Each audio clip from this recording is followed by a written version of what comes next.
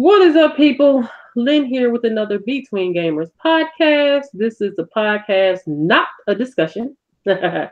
So, this podcast, we are going to discuss the E3 Roundup as well as a quick blip or blurb or whatever about women protagonists in gaming. So, we're going to go ahead and have everyone introduce themselves and then we will go from there. So, we'll start with Dre. What is up, Dre? Hey, I'm Dre. I'm Dre. I'm Dre. I'm Dre. I'm Dre.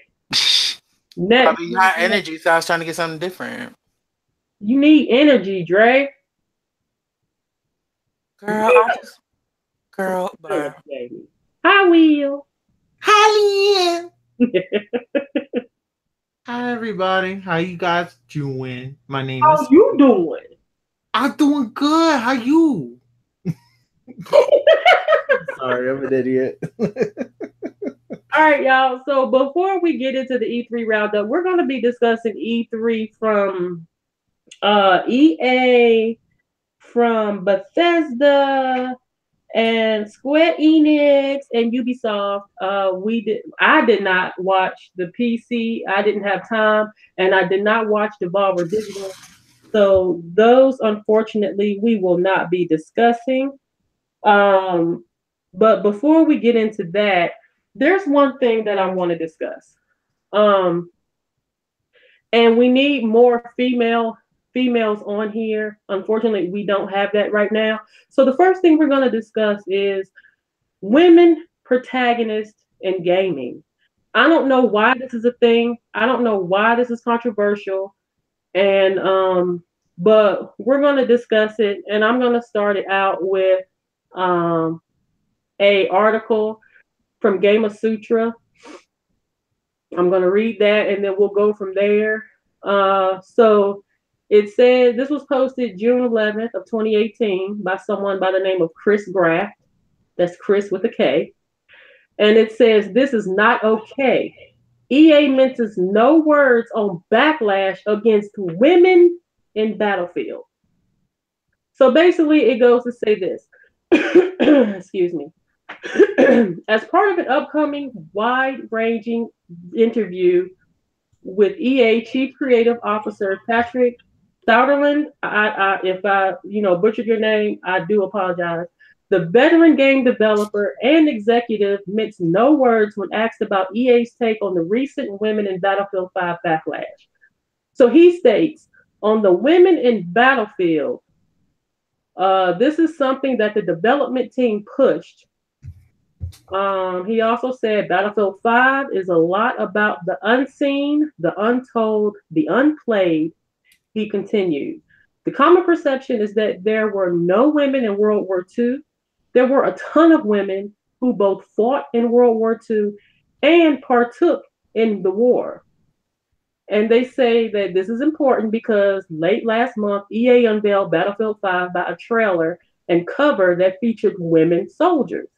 A vocal minority took to Twitter, they had them Twitter fingers going, y'all, claiming that EA was sacrificing historical accuracy and realism for political correctness, despite plenty of available history about women in World War II.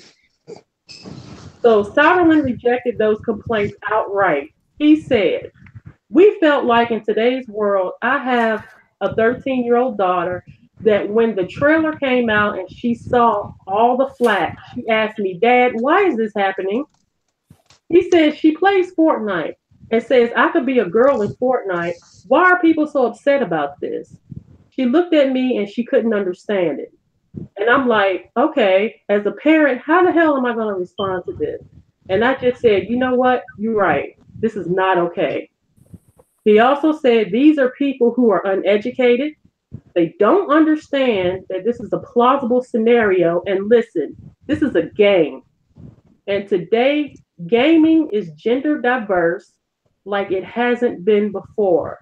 There are a lot of female people who want to play and male players who want to play a badass woman. And we don't take any flack. We stand up for the cause because I think those people who don't understand it well, you have two choices. You either accept it or don't buy the game. I'm fine with either or. It's just not okay. I applaud this man. I applaud this developer for taking a stand on something and hitting this head on. What is wrong with some of you men that are out here bitching and griping about lead women in video games? Why is that such a problem for you? Please explain that. Mm. So again, I wish I had females here that could give their take as well. But since I have you guys here, I want to know your thoughts on this whole situation. Of that article that I read, maybe some things that you have seen or read when it comes to female protagonists in gaming. Dirty, I know there's a video or something you saw that I want you to elaborate on in a little bit. So, but first, I want to get y'all's thoughts on that article that I just read and the crap that's going on right now with men butthurt by leading women protagonists in video games. They feel apparently that we shouldn't be playing Battlefield 5 or whatever the case may be. So, what are your thoughts? Well, me personally, about the whole entire thing, I just think that people who have a problem with female protagonists or just females in general playing games or anything like that, that's a freaking problem. I think they're stupid. I think it's a very stupid thing. It is 2018. And the thing is that it sucks because a lot of women had there's a lot of girl gamers, a lot of women gamers that have grown up playing games just as much as men have, and have been really and have been into franchises that have been into the same franchises. And the thing is that what's upsetting is that the only representation at the time, like in the 90s, of that women would get was that if they were like in this hyper-sexualized, unrealistic woman look or something like that. Like, with Mortal Kombat, they had badass characters and stuff, or Chun-Li or whatever, but it was just like at the same time they were like seen as more like sexual objects for men. They would like give them like these unrealistic boob sizes and stuff like that. But the thing is that with video games, this is what happened. A lot of people have been conditioned to believe that video game is a man-only thing. What happened was that when originally video games was marketed as a family console, as a family thing, a thing for the entire family. When the gaming market crashed because of Atari and all the oversaturation of games, and people weren't getting quality games, and people were getting angry, and nobody wanted to spend all that money buying a console, Nintendo wanted to release a console. So the only way that they could actually release a video game console is because they didn't want their name associated with a bad video game market, so they decided to sell it as a toy. And back in the 80s, toys were very gender specific. So it was either a boy, so they had to either sell to boys or sell to girls. So they decided to sell to boys. And then so they just felt like the market was just so much easier because a lot of the games that they had were violent and things like that. So the mindset was way different back then than it is now. There's still some people that still live in that mindset and still believe that women aren't equal, or they believe all these other things that are stupid. And so we just live in a world where a lot of men that were growing up were brought up on the idea that gaming is a man-only thing. Whenever you go to tournaments, you see a lot of men, not a lot of women. So a lot of guys are like, "Oh, what the hell?" And then so whenever a guy sees a girl playing a game, like on Twitch or something like that, a lot of the times what they see is that they do see a female playing a game, but they're like super big. There's like a little tiny video game on the side, and they're showing their boobs, and they're not even playing the game. So these guys affiliate and associate that stereotype with all women. So they can't believe that there's a girl gamer out there that is interested in it. And then some men can accept the fact that there are women gamers out there, but they cannot accept the fact that they can play hardcore games just as good as a guy can. And my entirety of like being on Twitch, I know I seen plenty of women streamers that game, and they are hardcore. They are hardcore, and they can kick any guy's ass. Like I remember I was playing Smash against. I was doing a live stream one time, and I was playing Smash, and I had this woman gamer. She comes in and she challenges me. She's a Ryu player because she's a Street Fighter player.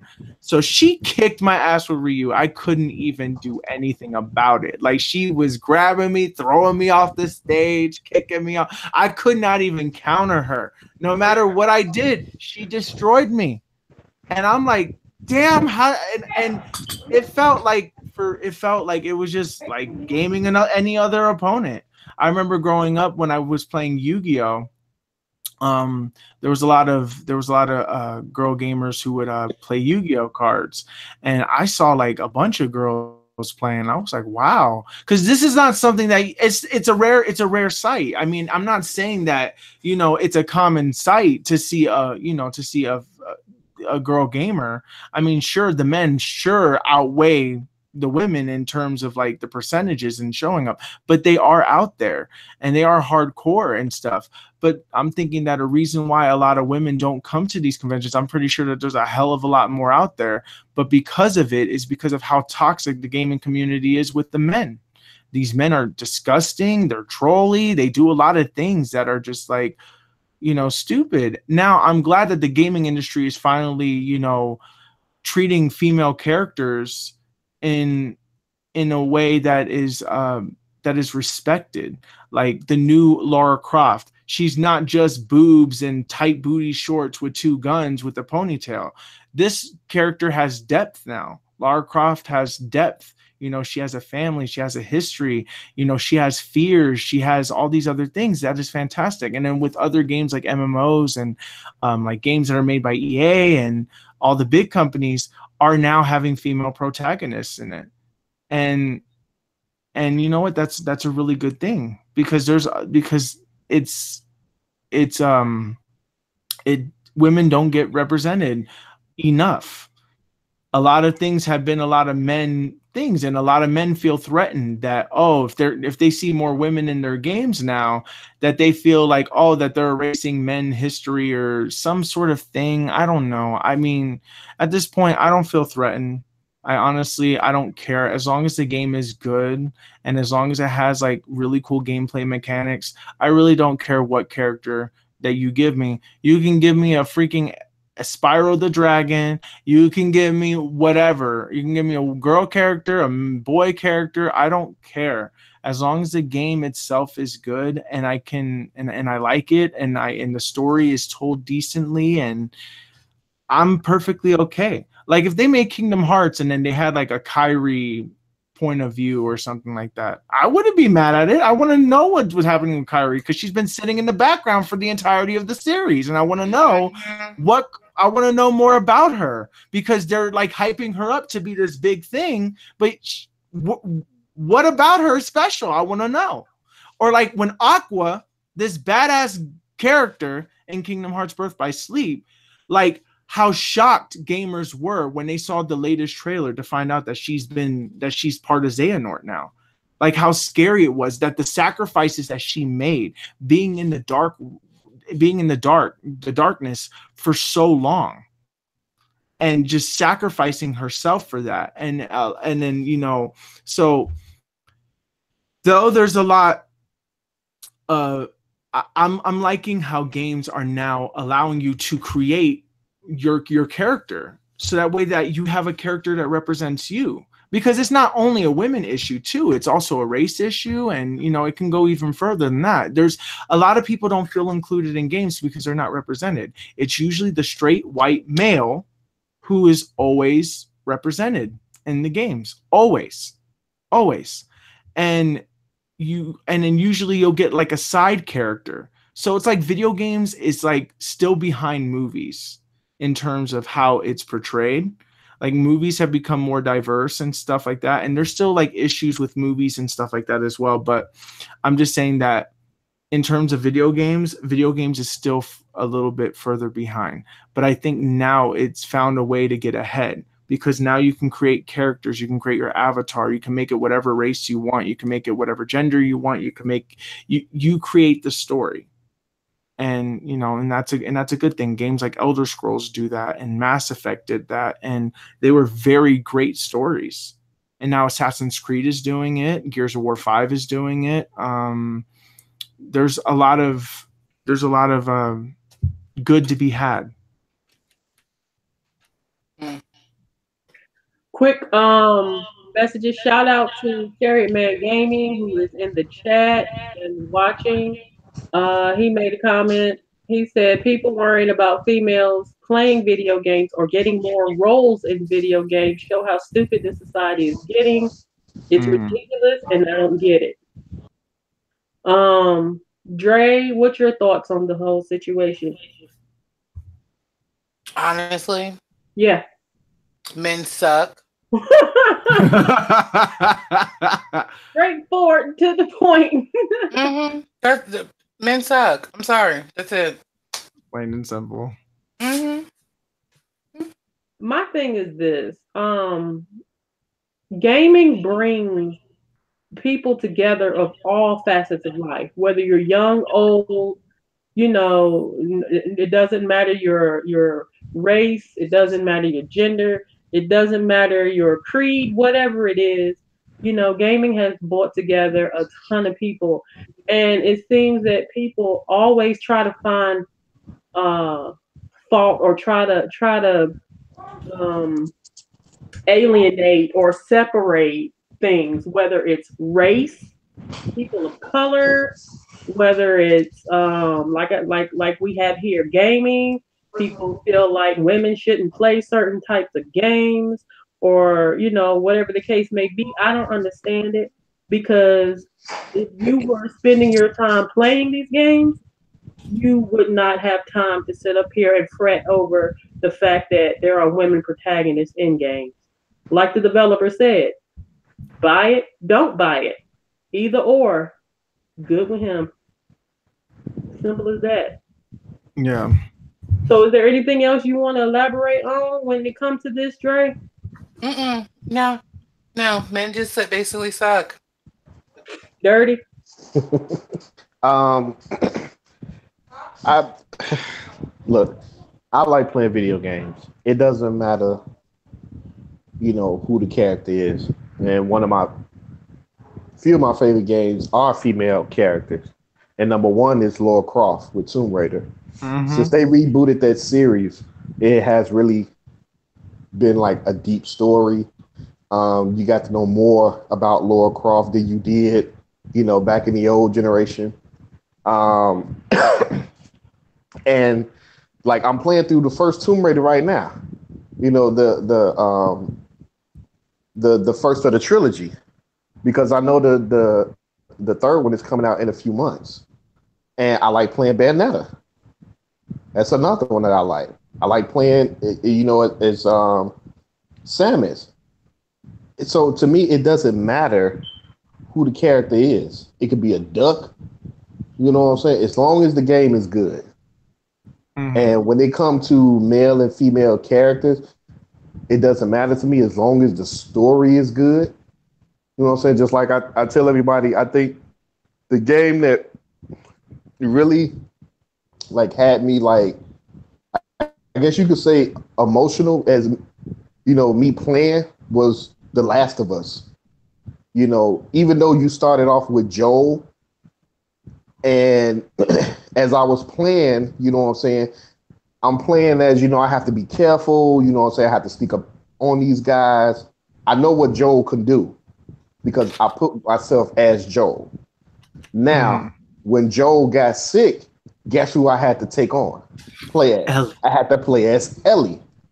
Now, I wasn't mad that I had to play as her, but I just felt nervous playing as her. because I was putting myself in her shoes as if I was Ellie. Yeah. So I just can't. I just couldn't run out and face these guys like I would if I was Joel. With Ellie, she's smaller. It was certain things I could do that Joel couldn't do. She was more, I had to do more stealth with her than I did with Joel. And even though I was nervous because I'm like, okay, this is a kid that I'm playing as.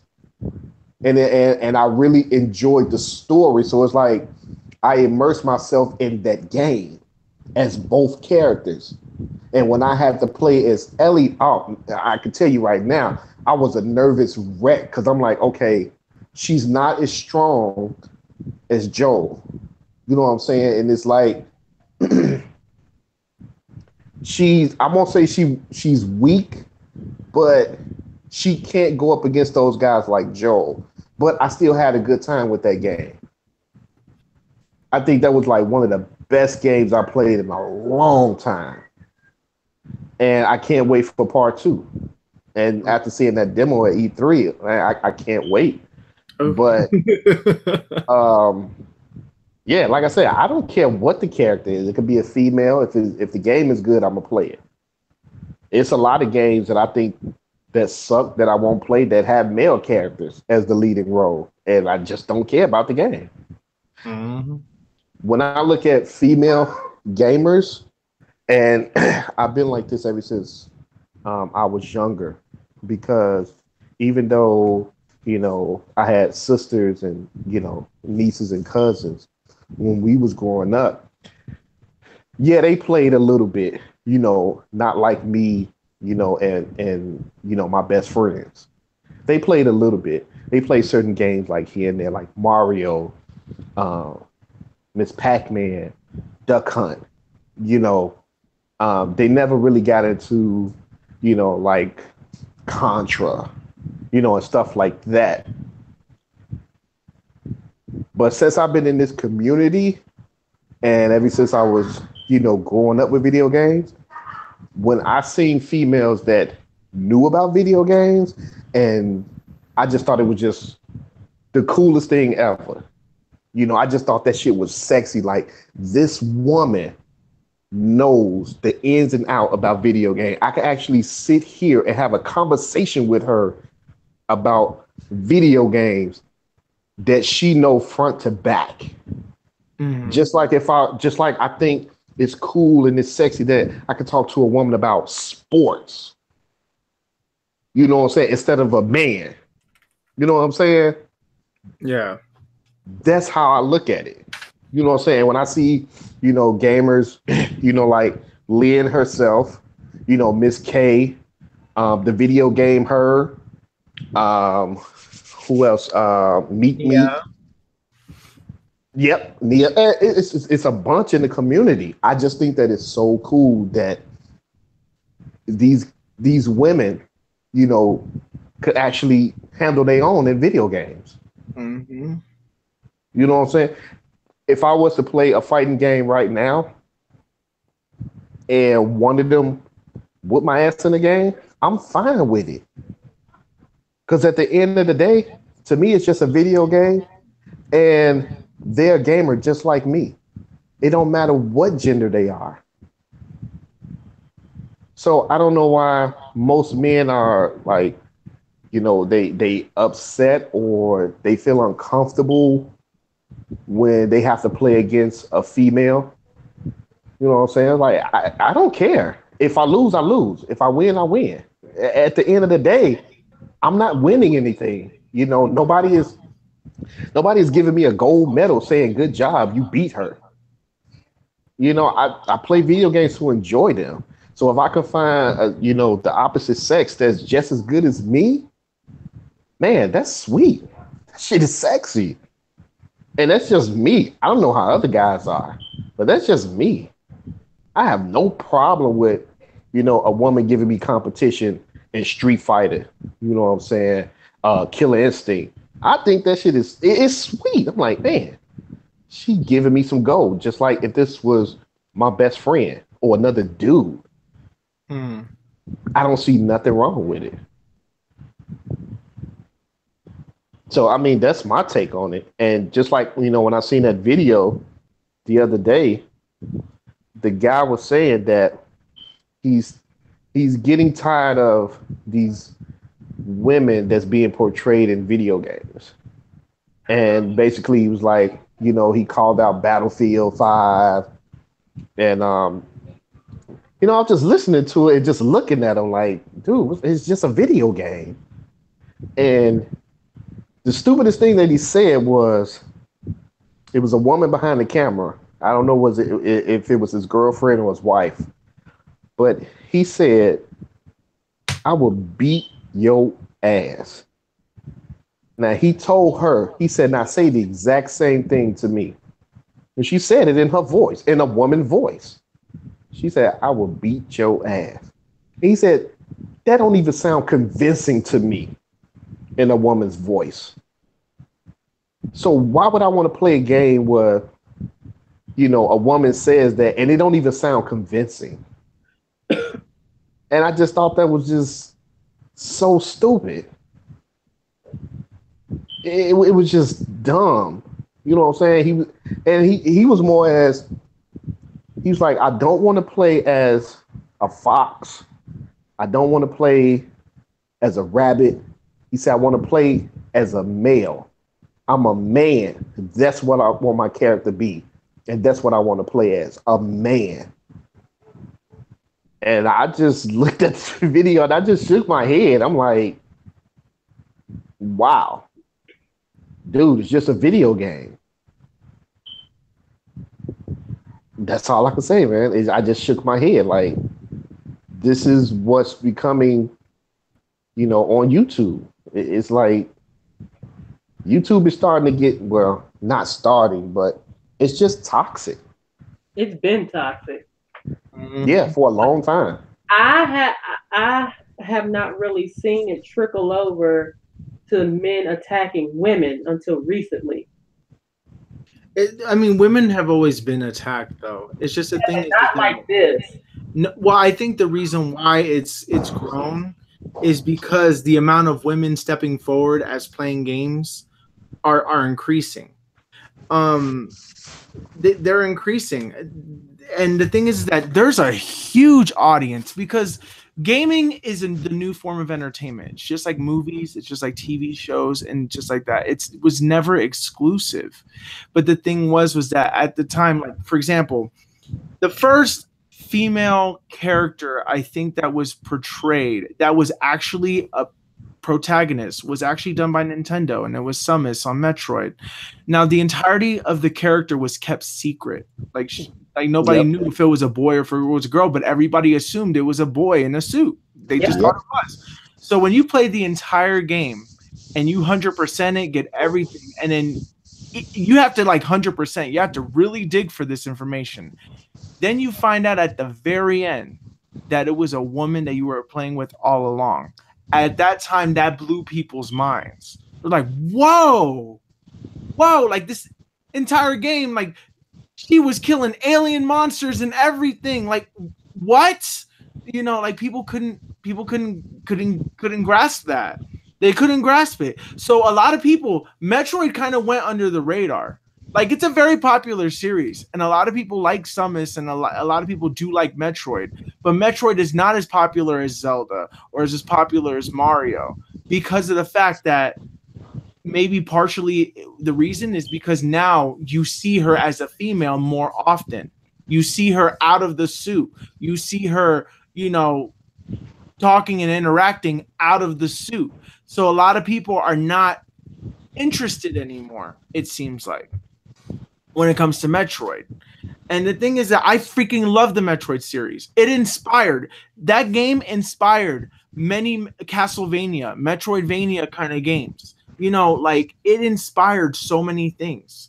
And what was interesting about it was that Metroid got its inspiration from another strong female protagonist movie, which was Alien. Alien is where Metroid came from, which had a strong protagonist, Sigourney Weaver, playing Ripley, which is why they decided to call the main boss Ridley. Yeah. And Mother Brain was another it's a great series that I highly recommend that everybody play and whatnot. Like, did you know that it took 9 original Mega Man and like 8 Mega Man X's for there to finally be a female boss? That's ridiculous. Like, but she's considered the legendary boss status because of the fact that she's the first woman robot master. What was it like? It was Splash Woman or something. I forgot what it was, but it was it was crazy. Like that excited people. There's a lot of guys that I see embrace female characters. That some guys even prefer to play the female avatar over a male avatar any day. Like whenever there's like a Skyrim or whatever, I see a lot. Like in Pokemon, I think the majority of guys pick the female avatar over the male avatar. Like when you're talking about right now. Yeah, Dre, you pick the female character all the time. I love playing female characters. Fuck the man, and I want to play the female characters. Yeah, you're like, yeah, and I swear, Digital Man. Shout out to Miss K. Shout out, Miss K. What's up, Digital Man? Miss K said, "Dirty speaking them facts." Now that's a real man for you. Mm-hmm. Yeah, I have no. I mean, like I said, I have no problem with a woman being on the same level as me in video games. And I've been playing video games since probably by the age of 3, and I started on the Atari 2600. So it doesn't bother me. I just think it's cool that I can find a female gamer that's on my level that can, you know what I'm saying, whoop my ass in the game just as a dude would. Yeah. A lot of the stereotypes that go into also that women gamers have to deal with is that if they play games, it's because they're a lesbian, or it's because that's legit. That's legitimately the thing. No, let me tell you why. Not that being a lesbian is negative, though. We want to put it out there.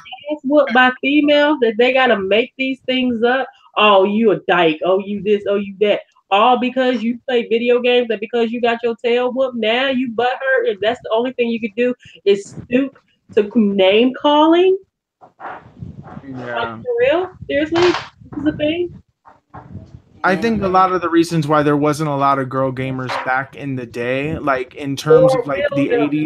They just never. No, there were, but I feel like there was a lot more girls that wanted to play the Nintendo, but because the parents bought it for the son and not for the daughter, they didn't want to share because a lot of parents thought, oh, if they let the girl play a boy toy, then that's gonna make my daughter have an attraction to women and all these other things like that. Like people literally believe stupid things like that.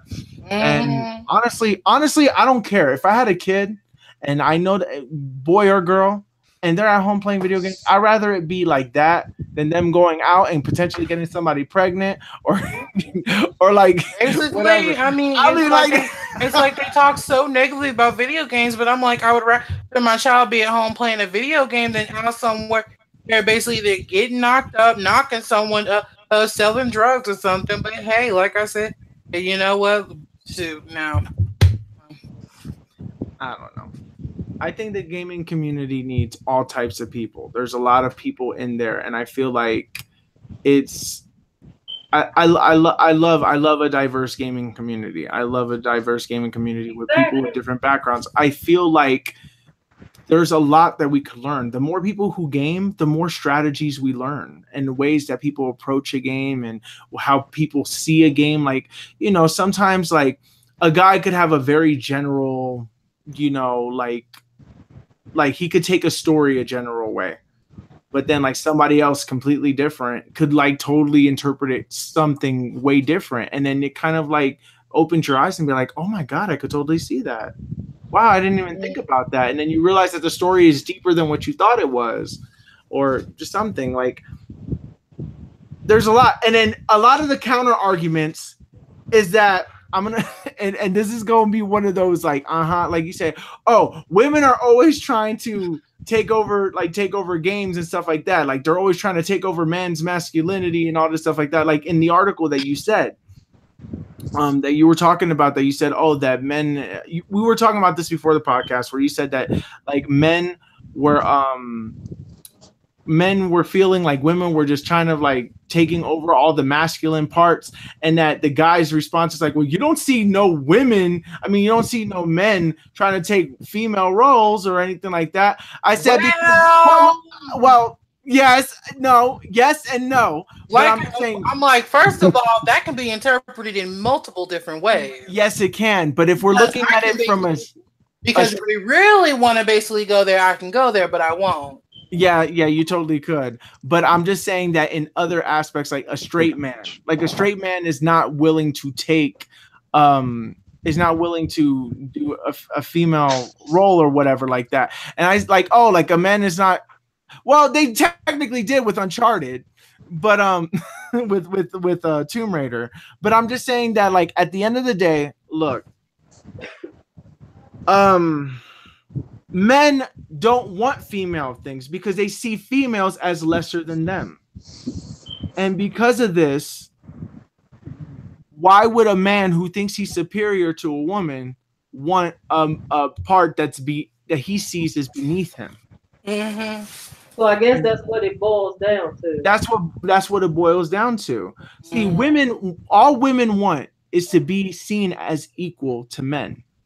They don't want to be seen as more powerful. They don't want to be seen as anything else. They just want to be seen as equal. That's it. That's all it is. But the thing is that men have been living the life of superiority for millions of years, or for thousands, whatever. Since the dawn of time. They have, even in the animal kingdom, that's just how it is. So people just assume, oh, if it's in the animal kingdom, that we should. We are an intelligent race. Well, sometimes I question that.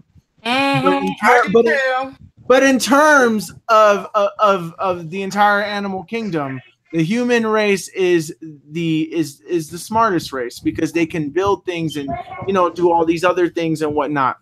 But the thing is that I feel like in some ways we are so dumb. We are so dumb.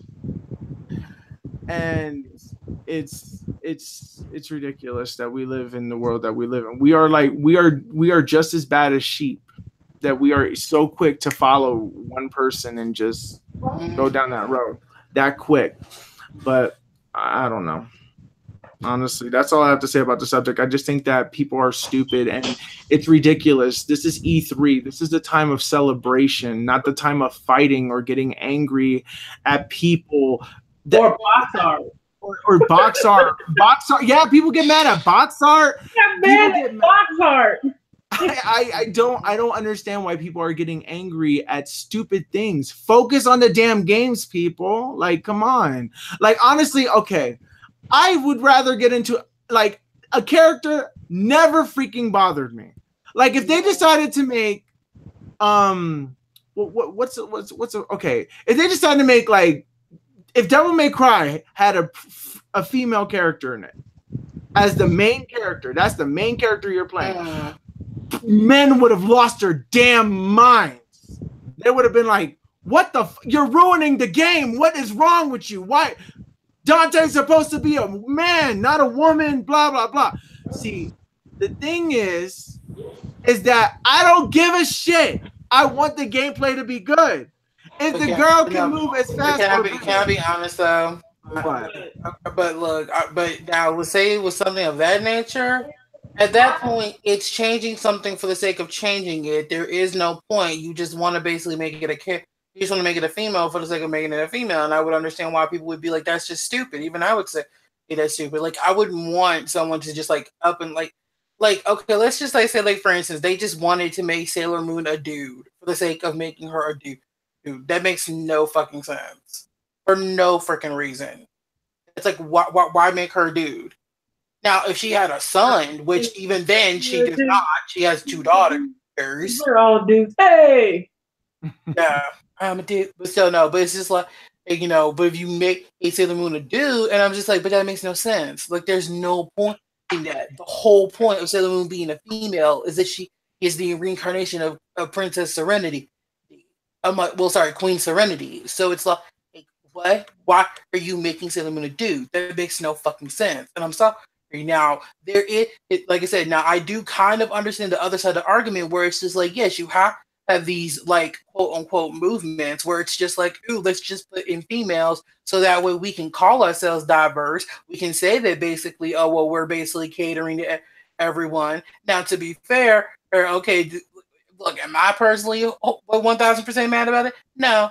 Oh, but I understand like why they were just like, well, why change it? Just what they say, they keep changing it. But still, though, and it is not like, oh, they're trying to shove it down your throat that there's females in this character. There's dudes and there's chicks, just like the normal fucking army people. There are female people who have fought for our country, just like how there have been men and that have fought for our country. And it's just like, are you freaking kidding me? So just like I said, they weren't trying to like shove it down your throat or anything. It was just like, hey, look, now you can play as a female as well as a dude. Okay, big whoop. Game's been doing that shit for years. Shout out to Gary D, who says next topic.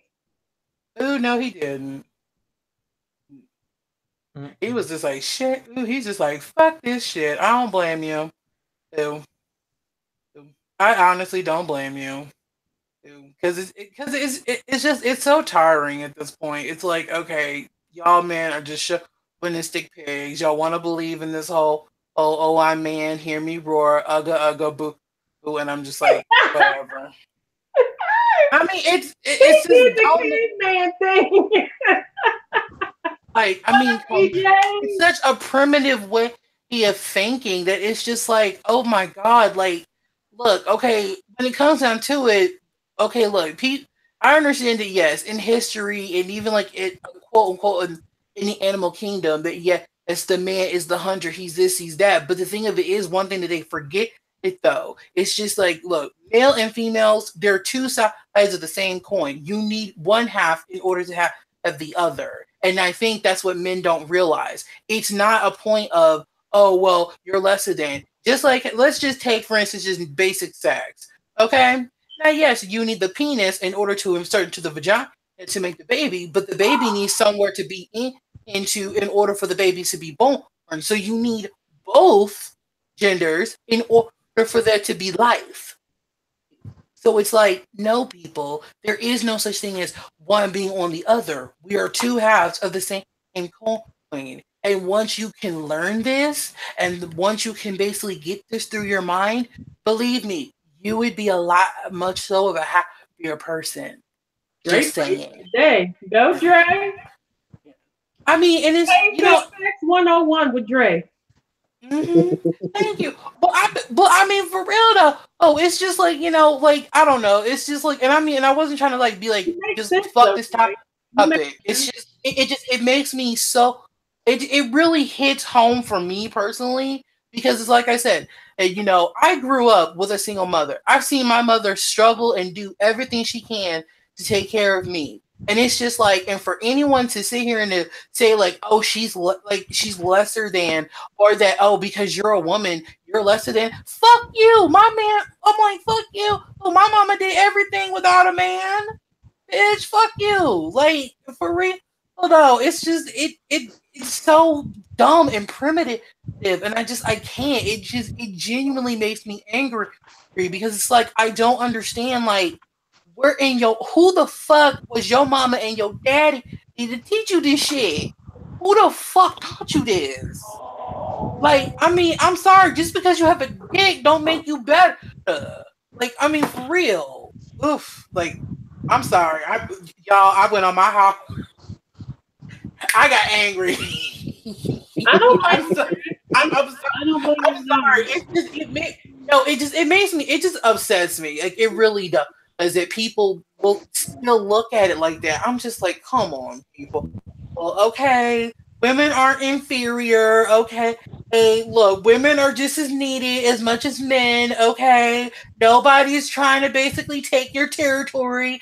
Calm down. It's not a pissing contest.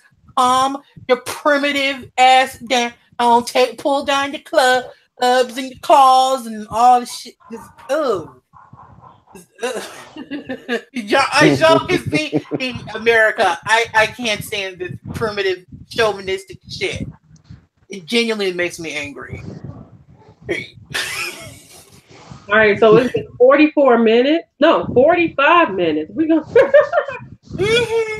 go ahead and move on to E3 now. I mean, it was good that we had a good 45 minutes to discuss this bull. Mm-hmm. I That highly suggest dudes get mad over box art and women protagonists in gaming. You know, if y'all put half of that energy into actually playing the game, I'm sure that there will be a lot less hatred and all this mess y'all got going on, or y'all tend to stir up. Y'all need to stop it. Stop worrying about the small stuff and actually play the damn games. How about that? If y'all took the time out to actually play the games, you wouldn't have time to do all this other stuff that you're currently doing. It's because most of these people, they not gamers. They just do it just to be on YouTube, just to have friends. You know what I'm saying? Make Like friends I because they said, don't I have just friends in think. real life. See, I just call them chauvinistic assholes, but that's just me. Sherry said, I love playing with Jill Valentine in Resident Evil. She was that chick. Great, was it? And I love me some fucking Bayonetta. Oh, she a bad mama jam. Shut your mouth. Yeah, even Okay. Resident Evil Code Veronica. Mm-hmm. Anywho. Yes. All right, y'all. We're gonna go ahead and move on to the next topic. So Gary D, if you still here you go. We are going to discuss E3. Again, we're going to discuss them all except for PC because I did not get to watch the PC conference. I did not get to watch Devolver Digital, and I think that was it. So we're going to cover everything else, and we'll start out with EA. So, let me get my list out. okay. So, are we gonna like cover everything about it? No, I'm just gonna go through I'm just gonna name everything on the list real quick, and then we just talk about what interests us and whatever. Okay, because we just only gonna hit major points. Because I'm not trying to be funny. I'm like, hell, there was a lot to happen. This is boring, Miss K. Miss K said the PC conference was boring. I started watching Devolver Digital, but it seemed trollish to me, so then I quit watching it. No, I didn't watch it. I didn't even bother. I didn't even care. I didn't even have a list ready for it. I'm like, I don't care. I don't know what the hell this is. Okay, well, go ahead with the EA. There was only 2 games out of that whole EA press conference that I was interested in, but go ahead. Here we go. So EA. So we have Battlefield 5 multiplayer trailer, FIFA 19, Star Wars Jedi Fallen Order, which had no trailer, Star Wars Battlefront 2 DLC, Unravel 2, Sea of Solitude, NBA Live 19, Madden 19, Command and Conquer Rivals, and Anthem.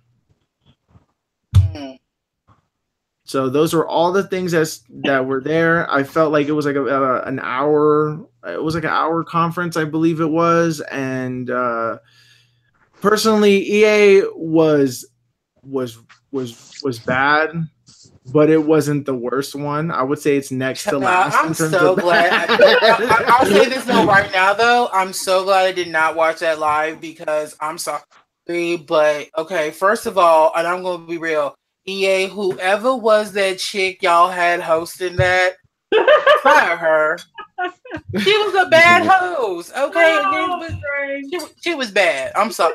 And she was so cringy. Like, she's just like, oh, hey, I'm just going to point to some random dude who just be, trying to basically start up something. And they weren't feeding off of, like, her energy. So it was just awkward and really weird.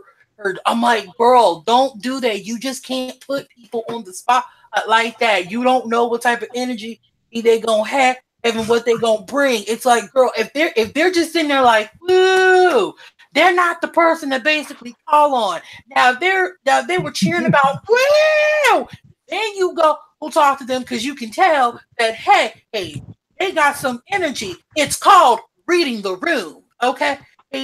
Like I said, a good host knows how to do that, which you clearly did not know how to do, baby. Okay? And then to that Vince dude, who, okay, why were we even talking to you? You're like, yeah, we have an amazing game that we're not even showing this year. Next year. Next caller. Bye. No. Okay. And then she want and then during the whole what was it, Anthem or whatever the fuck that 4-player game was, she's just like, oh cool, that means I can make my javelin in pink, bitch. If you don't go somewhere and sit down, okay, hey, I know they probably paid you $5 to do this, and you were so excited because of the fact that hey, and you were able to push maybe like your online blog or something like that. But girl, no, like I said, EA, fire her. Don't bring her back next year, okay? Don't bring her back. She was bad. Awful. Trash. Shout out to EJ and the Gameplay Gamer. What's up, guys? What's going on? What up? And I'm like, Lindo, there were only maybe like 2 games out of that I even cared about. Yeah, the only 2 games that I cared about was Sea of Solitude, Unravel 2, and Anthem seemed okay, but those are like the only 3 that stood out to me. But the thing is that EA wasn't 3. EA. I just said. Right. Oh, EA honestly wasn't for me. So I understand that there's a lot of people that are excited for like FIFA 19 and Battlefield and hardcore FIFA fans, that's for sure. And all these other games. A lot of people were mad about the Command and Conquer. They were really mad because I played that actually. No, but they were mad because they wanted it to be on a console, not on a cell phone. So people were mad. But see, I like mobile games too, so that didn't bother me. I just thought it was another one coming out that I want, but we ain't got to that conference yet. Oh my god! I don't know, but see, I feel like honestly, one, they were showing like a lot of like thing. To be fair, I feel like they did not explain enough for us to really be able to fully follow it. Yeah. Huh? EJ said mobile games are not games. Yes, they are.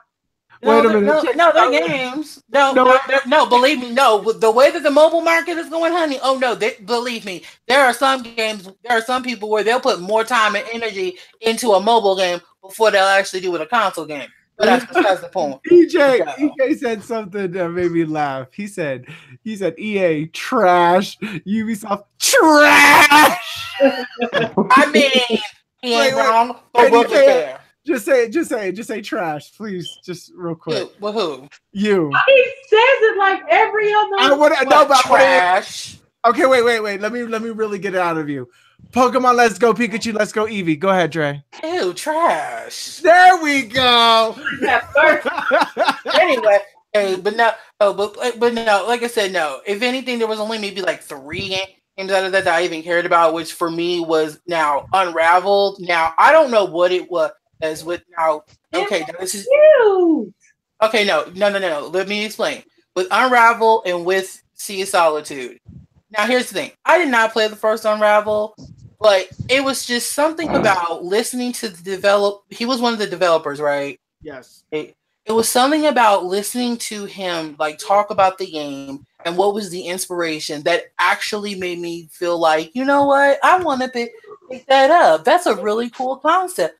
And that was, and I don't think, and if I remember correctly, they didn't do that with the first Unravel. So no, they did. I don't remember. Well, I don't know. Oh, maybe they just got the wrong person to speak or something because I was highly. Well, no, it was the same guy, but the thing was that at that time he was like really nervous and really scared because it was the first time of him presenting the game and showing the game off. I played it, Unraveled, and it's a fantastic game. Oh yeah, and I love like puzzle games and all that kind of stuff. And the way that he was explaining it, and like it really made he actually like sold me on the game. And then when it came to Sea of Solitude, like you could tell that woman was nervous, but you could feel through the computer her passion and how much she really did like put a lot of herself into the game, and the fact like when she was talking about her inspiration and it was going through like her own personal stuff, like I'm like, oh my gosh, like girl, you actually sold me on this game. Like I honestly did not care, but listening to your passion and your drive, you make me care. Like that's the kind of stuff like I wish more developers would be. Like that's the like to me, those 2 people, they did what they were supposed to freaking do as developers, and during the showcase, they came out. They basically they exposed themselves.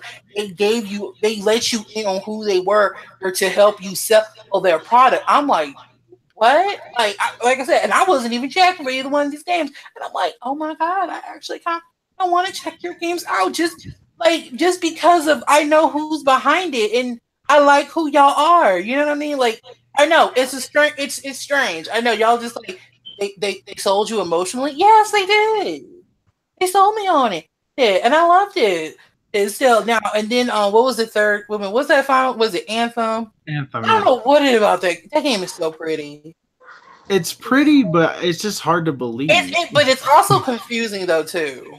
Yeah, it's a little bit because I just feel like there's like it's one of those games where it's like there is so much going on, and I mean, and so much to the point where I'm like, this is confusing. Like I feel like there needs to be like an actual like. There's just gonna be more info. Like I mean, hell, they even sat down and talked about it, and you're still just feeling like what? You're just like what? I mean, I mean, the thing is that the honestly, like EA, it was just kind of forgettable for me. I wrote some of the stuff down, like I wrote like what the suits were and that it was 4-player co-op and the release date and what consoles it was coming out for and whatnot. But like EA didn't really it just didn't stand out to me because I'm not into sports games. I'm not into that stuff. So unfortunately, this didn't reach out to me. But do you guys want to move on to the next conference, or does anybody else have any more about EA? No, we can move on to the next one. I thought it was boring. I just wanted to check out Anthem. It looked cool. Unravel 2 looks cool. Um, I think that's about it. Like Madden, I haven't bought a Madden game in so many years. I still have to look at that game. I'm pretty sure I won't be buying it this year. NBA Live, probably won't be buying it this year. Dirty, if you want to play the new Madden game, all you gotta do is go get one of your old Madden games and just pop it in. That's literally sorry, the same thing. And you know what? I can actually agree with Dre on that because to me, Madden played the same way every year. They look the same. The character models look the same. They don't get any taller. They don't get any bigger. It's just. How are they rebranding it and slapping a new sticker on it then? Because basically what they do is, and 2K do it sometimes too, they take out features 1 year and it's gone for like 4 years. And then they bring that same feature back and re-hype it up, but name it something else. You know what I'm saying? Like, oh, the trunk stick, the hit stick this year. And you were like, oh, yeah, the hit stick. Oh, man, this game going to be good. And guess what? The hit stick was in 16. But they took it out of 17 and 18. Now they just put it back into 19 and they just re-hyping it up. Mm-hmm. So, but yeah, we can move on to the next. But I'm more within the Anthem. I want to see more of that. That looks pretty cool. Okay. Did he elaborate on the Sea of Solitude that it was a female developer and yeah. The Sea of Solitude developer, and she seemed like she was really like what's the word I'm looking for?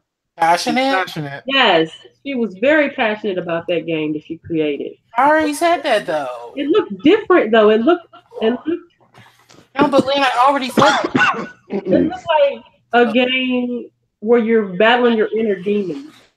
Well, I mean, basically, she even said that was where the inspiration came from. It came from her depression. Yeah.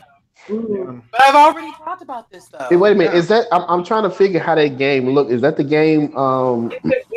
It's the one with that boat where you're riding the boat and then the water levels go up and then they go down and then you're like the character and then you walk on land and then you fight and just big gigantic dark thing like follows you the entire time. Okay. It's pretty cool. It's really cool. I like it. So the next conference was the Microsoft press conference, which was on June 10th. And so basically, here's all the games that they showed in order. Yeah, but you gotta point out. Oh, well, wait a minute. You actually gonna list all them games that Microsoft showed? As super quick. I'm gonna do it super quick. Whether or not they're exclusives or world premiere. Okay, Halo Infinite was a exclusive. Ori and the Will of the Wisp was an exclusive. Sekiro: Shadow of the Die Twice was a world premiere.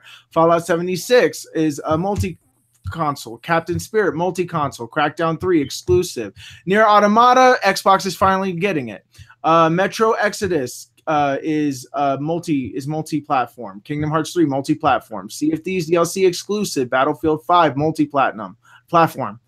Forza Horizon 4 exclusive. We Happy Few exclusive. And a world premiere. Yeah, and world premiere. Then there's PlayerUnknown Battlegrounds War Mode, which is exclusive to Xbox temporarily. Tales of Vesperia, the Definitive Edition, multi-platform. The Division 2 multi-platform. A bunch of indie games. Shadow of the Tomb Raider is a multi-platform session exclusive. Black Desert is multi-platform. Devil May Cry is multi-platform. Cuphead is exclusive. Tunic is, I think, multi-platform. Jump Force, multi-platform. Dying Light 2, multi-platform. Battletoads is exclusive. Just Cause 4, multi-platform. Gears Pop is a mobile game. I want that. I want it. I want it. Gears so 5. I want it. Gears 5 is a exclusive, and Cyberpunk 2077 is multi-platform. Can I correct you on one thing? They talked about Gears Tactics. Oh, it is on PC, but a lot of these games are also on Windows as well, so it's technically not exclusive. Okay, but can I correct you on one? Go ahead. Tunic apparently isn't exclusive. Okay, I wasn't entirely sure on that one, but yes, it's exclusive. So yes, so now we have. So basically, wait, there were other games. No, that was it. I named them all. He skipped the indie games. I skipped the indie games. Why'd you skip the indie games? They're important too. They're important, but they were going by so fast I couldn't write them down. Here they are. Go ahead. Outer Wilds, After Party, Kingdom 2 Crowns, The Golf Club 2019, Warhammer Vermintide, Fringe Wars Below, Conqueror's Blade, Waking, Raji, an Ancient Epic, Super Meat Boy Forever, Planet Alpha, Islands of Nine, Battle Royale, Sable, Harold Halibut, a handmade adventure game, Bomber Crew, Children of Mortia, The Wind Road, Wargroove, Generation Zero, Dead Cells, and Ashen. Okay, so I think out of all those indies, 2 of them are exclusive to Xbox, and I know one of them is Below. I don't know the other one. I don't know. But I didn't do all that with that. So.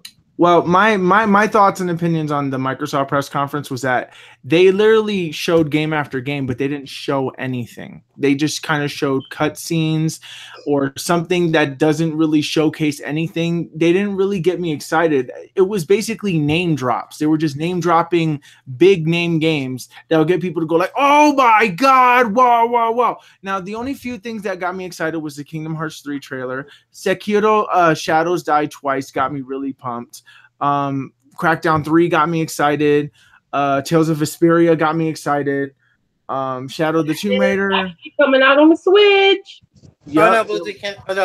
Was it quickly one thing though? Only 4 of those only 4 of those indies are exclusive.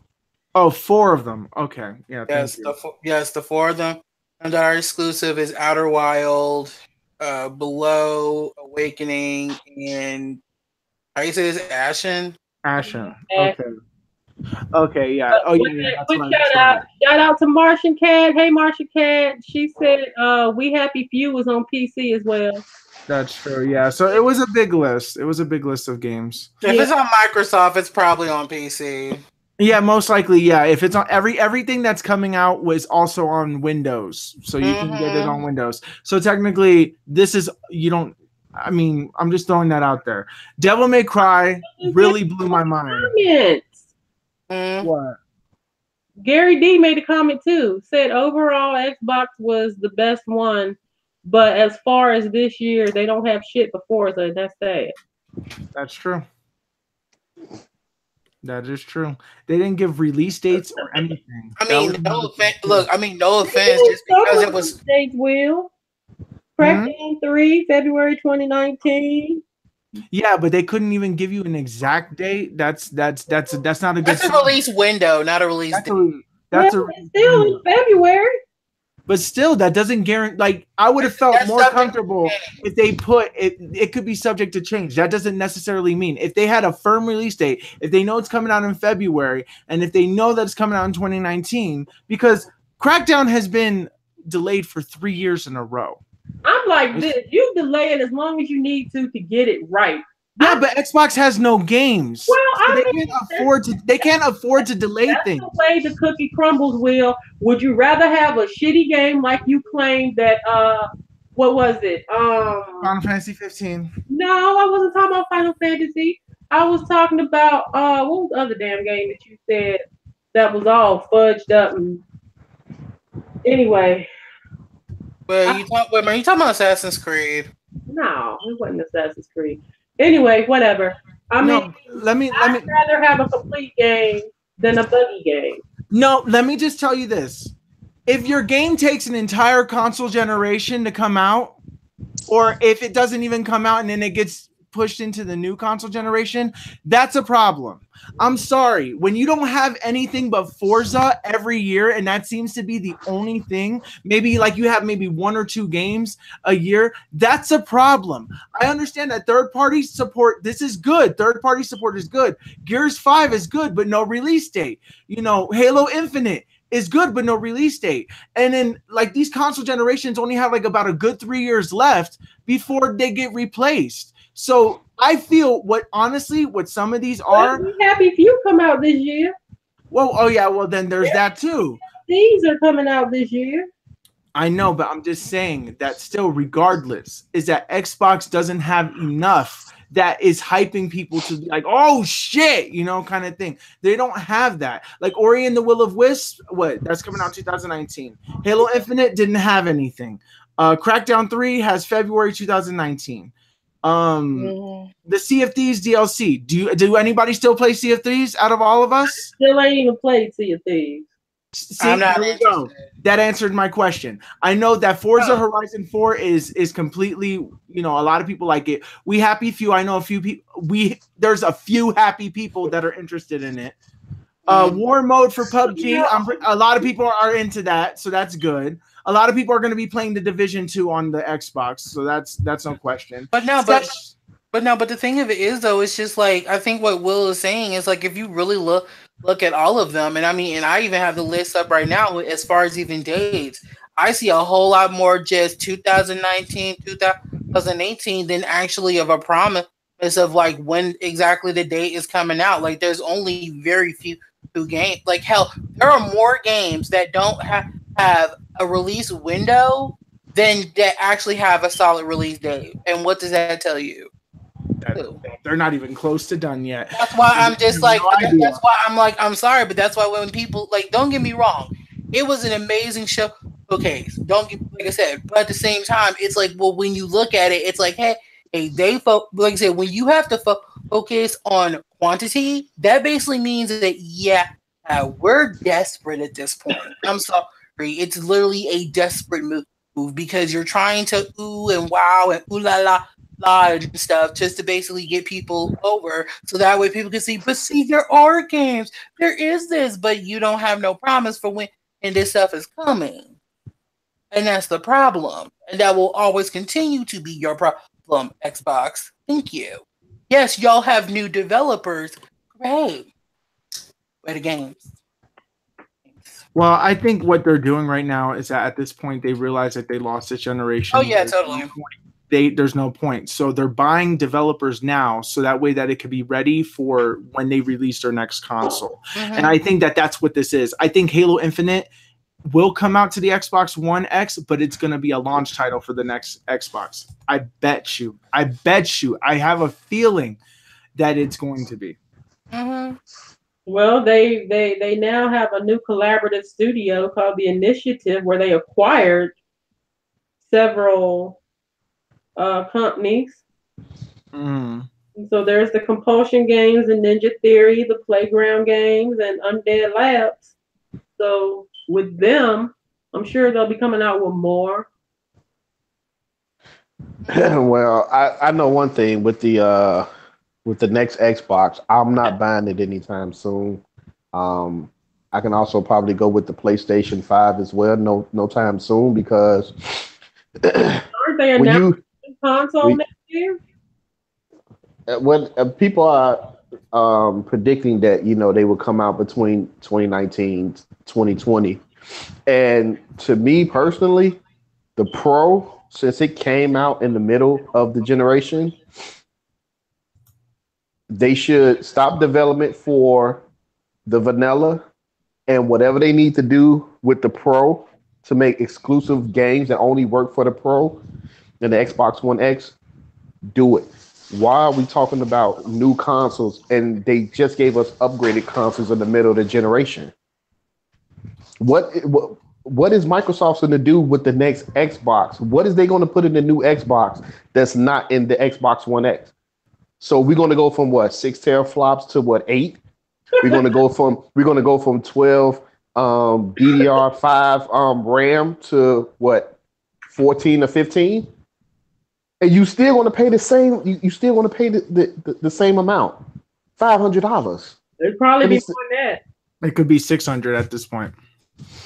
yeah, it could. It could. Three prices. The only thing I'm saying is with the Pro and with the X, no developer has came out and said, "Hey, you know what? We actually tapped into both systems and squeezed out as much power as we can." We haven't heard that. We heard that last generation because last generation was like 7, 8 years. And we actually heard developers say that, hey, it's time for new hardware because we're tapping out of power for, these consoles. Look at The Last of Us on the PS3. That game would look phenomenal. I don't know how much they squeezed out of the PS3, but that game looked phenomenal. So why are we talking about new consoles? Just make games for these mid grades that you just made and take advantage of the hardware. Because it don't make sense. If I just bought an X last year, well, November, it haven't been a year yet, and you telling me by 2019, 2020, there's going to be another Xbox? So how good are the graphics going to be on the new one when you haven't showed me nothing on the old one? You told us all this, 6 teraflops. Every time you turn around, Michael, 6 teraflops. There's 6 teraflops. That's 6 teraflops. Now we got 12. We got 12 gigs of RAM in it. And, okay, but where's this game that's showing the hardware? What you're talking about? Exactly. Yeah, like where is it? And now you're talking about another Xbox? Like that don't even make sense. Miss K said facts.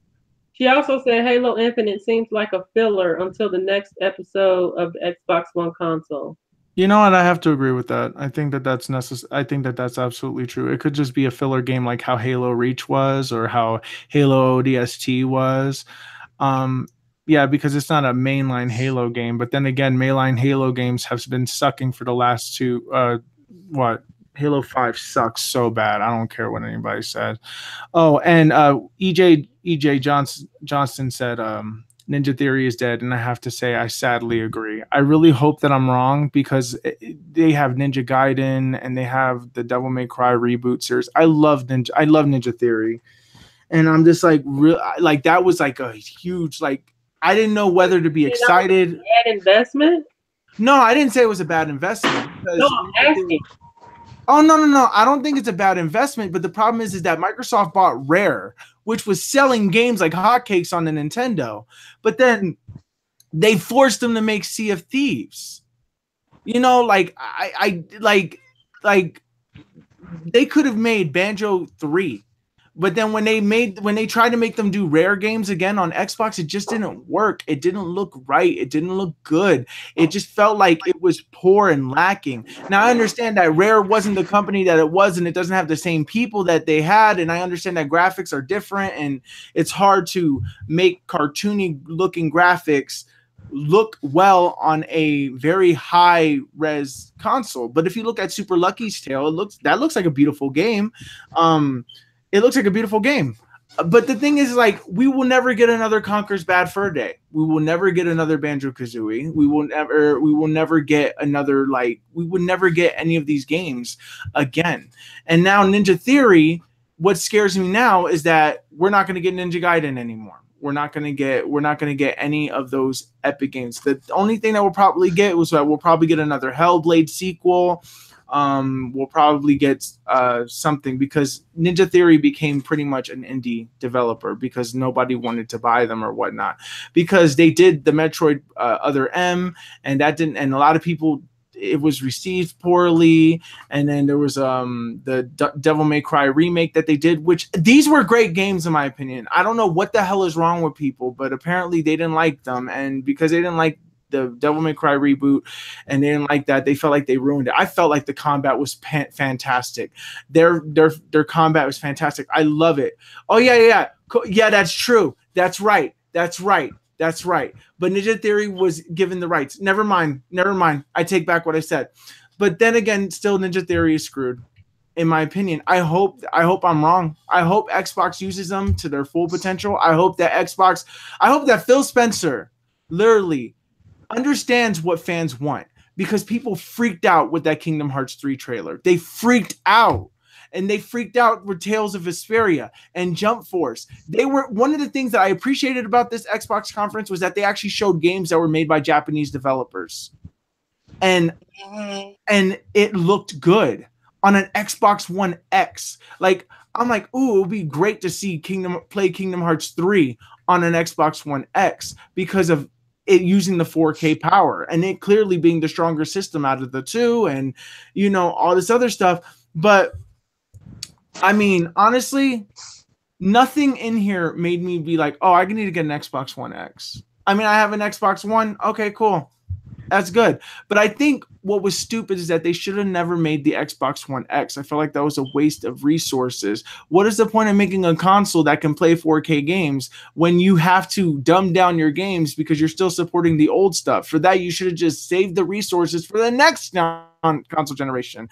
But I mean, that's just my opinion on it. I mean, I'm like I said, whatever. It's whatever they want to do, and just at this point, I don't know. There was like a few games. What I liked is that they showed a variety of games. I think this is one of their. In this one though, look, I'm gonna say this real quick. This is one of their best E3 conferences in a while, in my personal opinion. This was one of their greatest E3s that they've ever had. The only thing that I wish is that they showed more gameplay, like Sony's press conference, because at least Sony showed actual gameplay and stuff. Sony yet. Sony. Oh, yeah.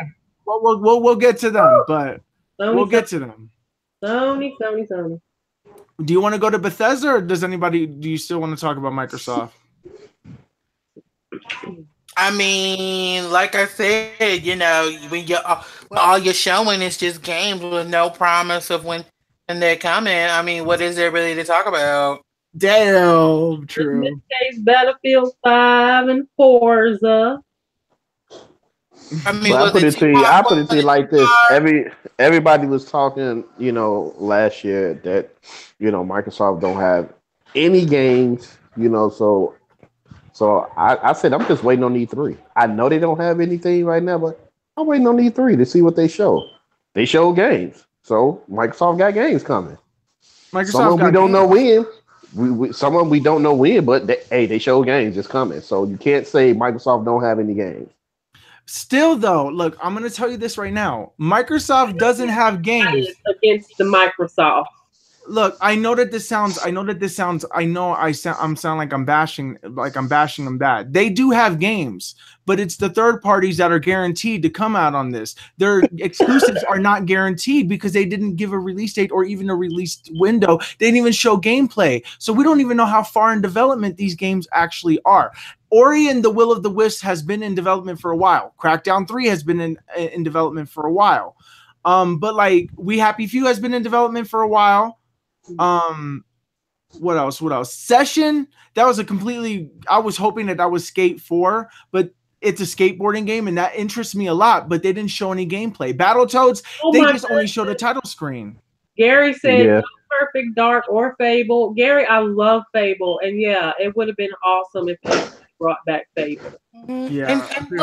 And like I said, look, no, Will's not bashing it. I just think that look, he's looking at it from a realistic standpoint. It's like, okay, look, basically the way that this is not trying to be shady. The way that Dirty's looking at it, and the way that I think even you're looking at it, Lynn, they got you with is the factor of like, look, they basically went the quantity route. They showed you 50 million different games, some exclusive, some not. So then basically people are like, oh yeah, hey, at least there's basically games. But then when you look underneath, which is what me and Will are doing, you don't see that many actual release dates or exactly when are we to expect like this. And I feel like that's where fans basically get upset, and fans end up getting disappointed because you see right there what's in front of you, but then you don't read the writing on the wall and the fine print when it's like, oh, but there's no promise of when, and there is basically when it's supposed to come out. Oh, it's just like, oh, well, I mean, it's gonna be at some point, and then see what I'm saying? No, I get what you and Will are saying. Mm-hmm. No, I get what you guys are saying. That most of them don't have a release date. Yeah, that's true. But they still, to me, they still show more than what they showed last year at E3. No, I agree. They did. They showed a lot more. They did. Yeah. Grading them against themselves, yeah, as this was a step up. But if you compare her to everyone else, I mean, it's very lackluster. Yeah. It's one of those things where it's like you have to grade them on a curve, sadly. And like I said, look, and I ain't trying to be no Sony pony or bash Xbox. That's just me being real with it. I'll be the same way with Sony too. Believe me, I would. Yeah. Mm-hmm. I would too. Moving on. All right, so we're at Bethesda now. So Bethesda, in my personal opinion, was the worst. Was the worst of them all. But let me read all the games that they had. So they had Rage 2, The Elder Scrolls Legends, which is a card game, The Elder Scrolls Online Somerset, Doom Eternal, Quake Champions, Prey DLC, Wolfenstein Youngblood, Fallout 76, The Elder Scrolls Blades, Starfield, and The Elder Scrolls 6. You forgot Typhon Hunter. Wait, what? Typhon Hunter. Oh, damn. I totally missed that out. I guess I fell asleep at that point. Elder Scrolls Blades is a mobile game, too. Yeah, so Elder Scrolls Blades is a mobile game. Legends is a mobile game. And PC. And PC. Then there's a Starfield. Starfield, they didn't show any gameplay about it. My nephew is excited for Fallout 76. Elder Scrolls they gonna come out with. Like, dang. No, wait a minute. All the Elder Scrolls that you saw are the same exact Elder Scrolls that they've been releasing. They released Elder Scrolls 5 on the PC, on the PlayStation, on the Xbox, on the Switch. All of that is the same exact Elder Scrolls. Then they released a definitive edition, and now people are finally excited because finally they get the 6th Elder Scrolls, which was, people are like really excited about it. But once again, no gameplay of it, so therefore I'm not really excited about it until I see gameplay. I'm sorry. Miss K said, to be honest, neither conference gave release dates for some of the games. That is true. Yeah, no conference. Yeah, really they always be going in on Microsoft. No, wait. I know it sounds like I'm attacking, at least you saw gameplay. Thank you. Well, look, at least EA gave release dates. Just saying, EA gave release dates. Microsoft didn't. And Bethesda gave the release date for Fallout 76. They gave the release date for Blades. It came out that day. They gave release dates to some games. Microsoft literally did not show anything. They only announced 10 games versus the 50-something games that they announced all 50. They announced all 50. But Lynn, but do you See what I was saying though? That's how they get you into thinking, oh yes, it's great because they literally show. I didn't It's say like they literally throw at you I over didn't say 100 different. great. All Huh? I said was that we have release dates for some, launch windows for other, and some we have no idea. Okay, but that is the way it is with these other conferences as well. Also, some of these games they mention on one conference, they mention on the other conference. That is one thing I don't understand. I don't see why they had the same game on EA that they mentioned on Bethesda, that they mentioned on this, that they mentioned on that. I mean, one conference is enough. You don't have to mention the exact same game throughout all these different conferences. To me, that's filler.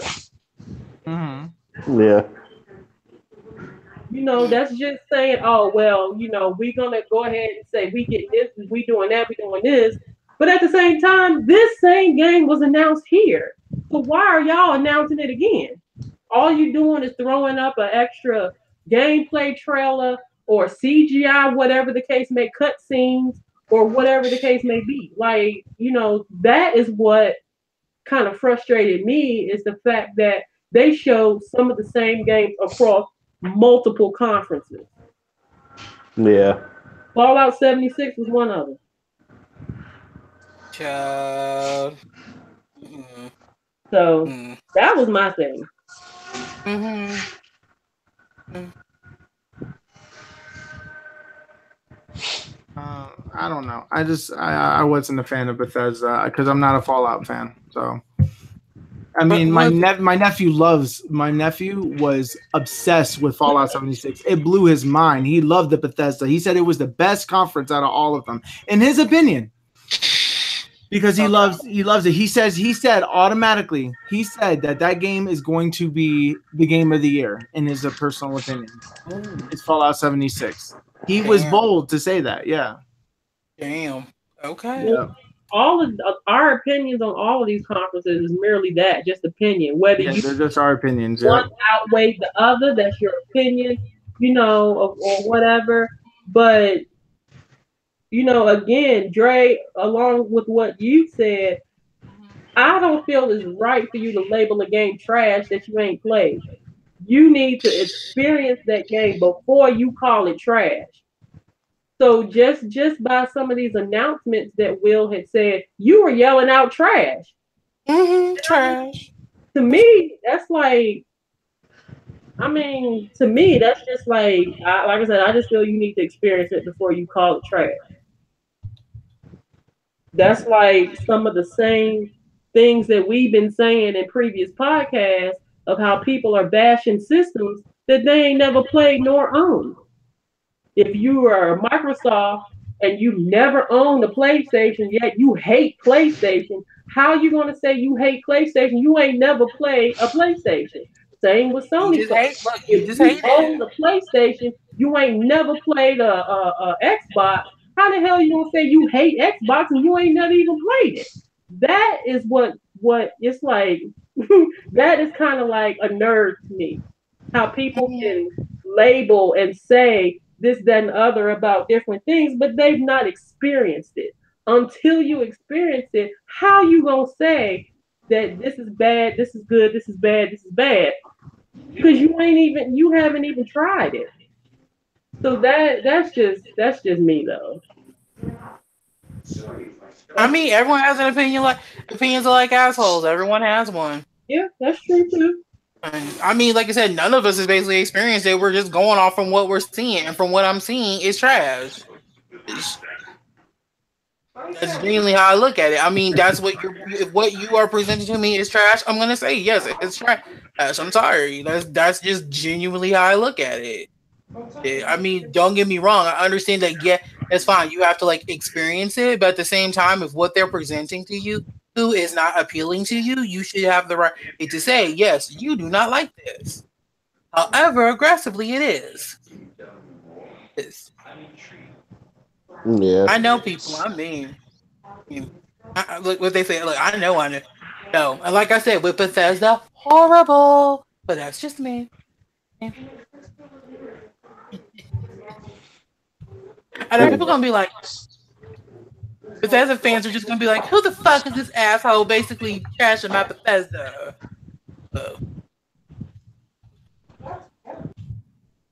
Well, What? that Oh, next. Okay, it's the Square Enix press conference, which was like about a half hour long.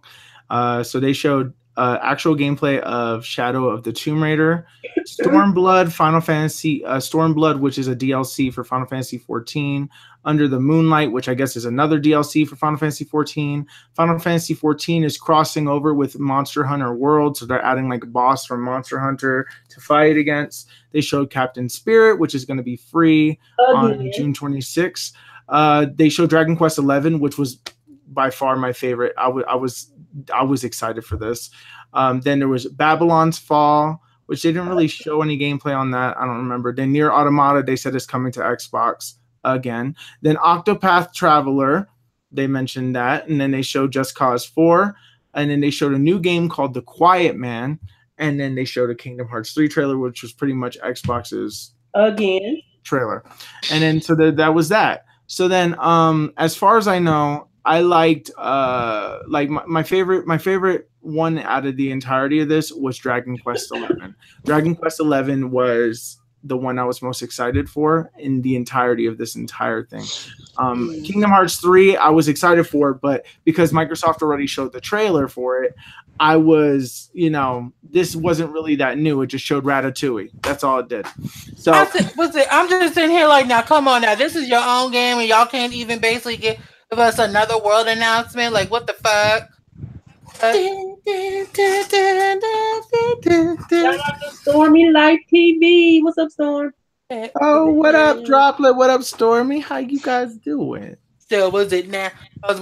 To be fair, like, is it bad that I did not know the Octopath Traveler thing was them? Oh, you didn't know? I did not know that was them. I said when I found that out, I was like, "Oh, that's y'all that's doing that." Oh, then I know it's gonna be good. Yeah. I have faith. I'm like, okay, Square, I have faith in you, so I know that this game is gonna basically be the hotness. Okay. Oh, just a reminder to everybody out there. Tomorrow there's going to be a new Octopath Traveler demo, and anything that you do in that game gets transferred to the main game when you get it. You guys know if you guys are interested. All right. 8 different stories. Yes. Whose story will you choose? Well, that game is not for me. Really? Nope, don't like it. I think it was good. I think story-wise, it's good. It reminds me of Chrono Trigger. Yeah, no, I feel like it's definitely going to be like an in-depth story, though.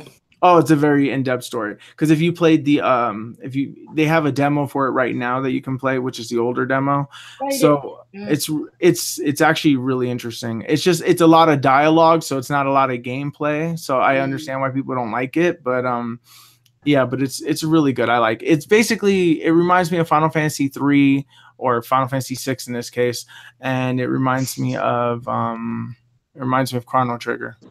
So it's actually pretty cool. So I would like Octopath Traveler, but Dragon Quest 11 was like the standout out of this whole entire thing. Oh yeah, totally. And Shadow of the Tomb Raider. Shadow of the Tomb Raider 2 was also. I like that Just Cause too, though. Just Cause is good, but I could never get into it. I got number 3 and never played it. So I have to play that first before I play number 4. Oh, well, can I tell you something? I'm not trying to be funny. You're not really missing a whole hell of a lot. From what I understand, yeah. Like, I've seen multiple people play the game, and I'm like, this is all you do? Pretty much. You're not missing much. I'm not trying to be funny. Mm-hmm. there ain't much happening in that game. Is there any games you're looking forward to from Square? Just Kingdom Hearts 3, Octopath Traveler, and I think that's it. Just those 2. I think it's cool that they're doing that mashup with the Monster Hunter. It's cool, but you need to buy the paid subscription, I think. Wait, does Final Fantasy 14 even have a paid subscription? Thing? I'm not doing that. Well, I don't know if it is. I don't know if you just got to buy the game and then just buy the DLC and then this is just like a free like promotion. I'm not sure, so I don't know. It'll be cool if they did. I just don't know if the art style will match, but I guess they can make it work. All right, Dre. Anything else you looking forward to from Square? Was it other than of course, was it Kingdom Hearts, Octopath Path, and Dragon Quest? I mean, I'm kind of curious about the new Tomb Raider game, but I don't know. Like, I've been so like out of touch with Tomb Raider for some reason lately. That's just me. Miss K said Captain Spirit is 100% free. Yeah, that's true. It's 100% free for the first episode. That game's going to be 5 episodes, just like So yeah, unfortunately, it's an episodic game, just episodic bullshit. Episodic bullshit. Quite well. It was labeled 100% free. Like, they made sure that they emphasized it. That they emphasized. They made sure that they emphasized it. So it's free, 100% free. But then I heard them say for the first episode. I'm like, oh. Yeah, you see, they ain't emphasize that. They didn't emphasize that part. So I was like, damn it. Shady motherfuckers. Yep, shady. But at least the first episode is free. And if the game is really that good and you're really curious about the story, you can buy more. I'm sorry, but they some shady apes for that. I'd rather just wait. If it's going to be episodic, I'd rather just wait for the whole thing. I know, right? Same. Like, what's the point? Like, I'm sorry. I'll just wait for all of them to come out and then buy like a bundle that comes with all of them at hopefully a discounted price. Yep, that's what I do. I'm like, I ain't doing all this bullshit. Nuh-uh. All right, well, Next one was the Ubisoft press conference, which was so there was Just Dance 2019, Beyond Good and Evil 2, Rainbow Six Siege DLC, Trials Rising, Tom Clancy's Division 2, Donkey Kong Adventure Mario Rabbids DLC, Skull and Bones, Transference, Starlink. For Honor is free this week on PC if you open the Ubisoft app. And there's going to be like new DLC for it. Then there was The Crew 2, which has a beta, and then Assassin's Creed Odyssey. So, yeah. From what I could tell, Rainbow Six Siege, they said they are having a pro league thing. They have this thing called Operation Parabellum. I think that's like a documentary where they follow folk around for 6 months. At least that's what I gathered from it. That's what it seemed like to me. So they did like a little documentary or something with some people that they just follow around for. I don't know, whatever. That's what it looked like to me when they had spoke about that. And not only that, from Beyond Good and Evil 2, that guy, what is it, Joseph Gordon-Levitt? Yep. He came out and was talking about hitrecord.org. That's a cool idea. I like that idea. Yeah, you can basically upload like pictures, or if you do graffiti, you could upload your graffiti, or music if you do music, and they'll put it throughout the game. So you might hear your track or something in the background or something. You might see some graffiti on the walls. All of this stuff is just fan made. And I think that is a really, really cool idea. It's a really good incentive. And it's a nice way to get people's art or, out there and to actually contribute to something. I think that is really cool that they're reaching out to the fans and gathering information from them. Because there's some really, really artistic folk out here. So it's going to be cool to see. It's definitely something that, like, I've said for the longest period of time. Like, Will, how many times have I literally said in conversations, like, there are a lot of companies, and what they say, and I'm gonna hint at one. It starts with a game and ends with freak. Okay, that do a game called Pokemon, that they need to basically at some point actually go out here, look at some of the stuff that fans are doing and that fans are actually liking, and actually take some form of inspo from them. You know what I'm saying? Yeah, cause like I said, Nintendo Game Freak, we'll get there. Oh no, we'll get there. Just some light shade. Anyway, moving on. Honestly, I have to agree 100% with Miss K when she said Assassin's Creed is basically just Origins because that's exactly what it is. It's Origins with Greek-looking buildings in it. That's all it is. I mean, But it's just painted a different color this time. it is, and it's going to be the same thing that you expect from Assassin's Creed. It's really nothing. God, I feel like I'm being so negative. Oh my god. But Assassin's Creed Odyssey. Well, the thing is that I don't like. I wanted to like enjoy stuff. Like one of the things that really stood out to me about the Ubisoft thing was Beyond Good and Evil 2, Trials Rising, and Assassin's Creed Odyssey. What I was hoping for was that they would announce either Watch Dogs 3 or that they were gonna announce Splinter Cell.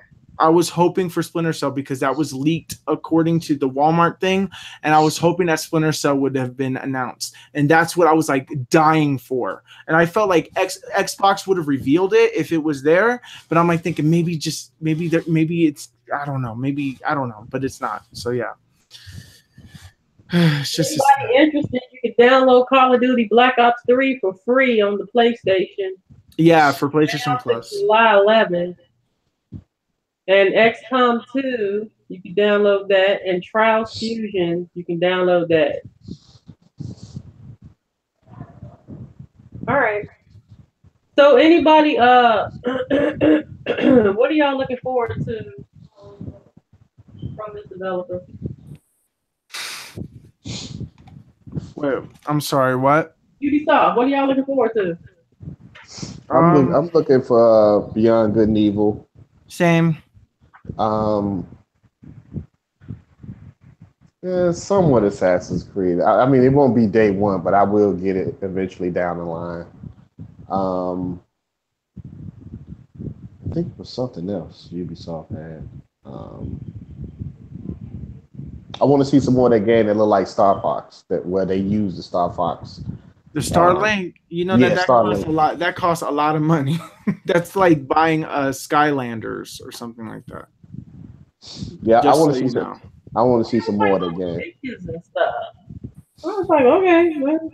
I mean, you can get that on the Switch if you want to play with Star Fox. You got to get the Switch version and get the R-Wing ship. I gotta get Amiibo to get that. It's not necessarily an Amiibo. It's just there. It's like an Amiibo, but it's like it's Ubisoft's own little figure. Oh, okay. It's some dumb shit. They're probably trying to see if this catch on so they could do their own little line of it's gonna fail just like all the other ones. I'm sorry. Because don't nobody really do anything with them Skylanders. I don't see nobody collecting no daggone Skylanders. I only got 2 Skylanders, and that's the Crash Bandicoot and Cortex. That's the only 2 I have. Don't they come with the box? No. I don't have any Skylanders. Oh wait, no, and then I have the Donkey Kong and the Bowser one. So about to say, I'm like, aren't they the ones that come with the box? That one comes in the box. The dark ones do. That's why I said, I'm like, dude, like, of course you got 2 of them. They came with the box. Yeah. It's like, but yeah. Oh yeah, that was another game I was hoping for. Was for a new Rayman. I was hoping for a Rayman. They didn't show it. Like kind of like Rayman Legends, but I wanted the next, installment of that. I mean, is Rayman that one character that ain't got no they got arms or legs? No arms. Yeah, and feet but no legs. Yep. That thing. That's what I wanted. I wanted that so bad. Oh my god. But they didn't show it. They didn't show that. They didn't show Splinter Cell, so I was very disappointed. Yeah. But other than that, I mean, Assassin's Creed Odyssey looks okay, but like Dirty, I'm going to agree with him and say I'm going to get it when it goes on sale on Black Friday for $20. Ooh. Yeah, basically. Ubisoft games, they go on sale quick. They go on sale real quick because they already know that they're working on the next one that's going to come out next year, and then this is going to be obsolete. So, yeah. So honestly, I mean, Just Dance 2019, I guess is kind of cool, I guess, but like I haven't gotten a Just Dance game since like the Wii U when it first came out, whatever that I think it was 2014. That's the last Just Dance I got, and that was the only Just Dance I got. So I'm like, oh, okay, that was cool. I only played it like maybe once or twice, and I'm like, oh, I'm done with it. Just Dance is fun. It's fun, but it's like a way to get up off your tissue and exercise. But it's only fun when you have like a bunch of people with you. Be the same thing. I'm gonna play it the lazy way with the controller. Boy, guys, you gotta get up on your tail and get them blood pumping through your veins. I'd rather use the Pro controller. William. I'd rather just play Dance Dance Revolution, which is basically what it is. I don't know. I'm not jumping around all over my floor, stepping and stomping and stuff. But you're basic. Never mind. I'm not doing that with Just Dance. You move your no. I'm not doing no fast, repetitive movements with my feet. All right, so the next one is Sony. And before we'll do the rundown of Sony, there's some things that I want to point out first. Number one, Sony started out their press conference in a church. I don't know if y'all noticed that. I thought it was a tent or something. No, it was a church underneath the tent. Sony started their press conference in a church. Okay. Not only that, they had the nerve to show The Last of Us Part 2 in a church. Okay. Let that sink in for me. If y'all watched that and you saw The Last of Us 2, there was some shenanigans going on. And that's not stuff that you be showing in a church. So, well, you know what? It's more of controversy. That's all. They want people to talk about, what they seen and how they did it. It's basically just, to big up the game, which they really don't need to do. I mean, for the people that played the first one, we already know the second one is going to be good. Just like the kiss at the end. You know what I'm saying? They did all that for controversy. Just to get people riled up. Yeah, but you notice nobody clapped or anything. People didn't know how to react. They just sitting there like, well, what the hell do I do? Like, we in the church, I can't clap for what they just showed, and I'm sitting here, God staring at me. So yeah, and not only that, they moved the herd to another location to finish. Which I thought was just stupid, just unnecessary. Like, that made if you started there to show the very first, clip of the start of the show, then just leave people there and just finish the show. What you got people just getting up? Okay, finished watching. Move along, let's go. Yeah, you're finished watching The Last of Us, and we hoping it's controversy, and you go back and tweet about it, and now move over to the auditorium. You're going to see the rest of the shit that we got for you. Like, come on, like, really? Makes sense. I don't know what they were thinking with that. I think that was just the weirdest thing. And then I'm telling you, it's controversy. That's all. They tried to get people wild up, tweeting.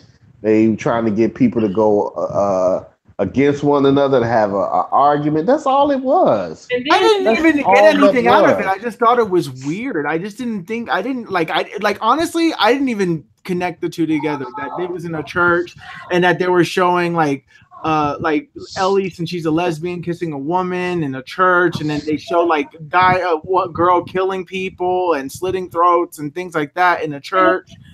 But like, I mean, I didn't think about it because it didn't look necessary. It looked like a church, but it didn't look like a church, and it was just weird. It was the most strangest thing I've ever seen. So I guess it was, in a way, it was a publicity stunt, because they were trying to like understand like what the hell happened. But they had the announcers outside in all that heat with all the bugs. The announcers were outside the whole time with a little PlayStation backdrop. Like, they were trying to be cute. Everybody else in the nice, cool air conditioning, you have all your people outside talking about the games and stuff like that. None of that made sense to me. It seemed like it was just too disorganized.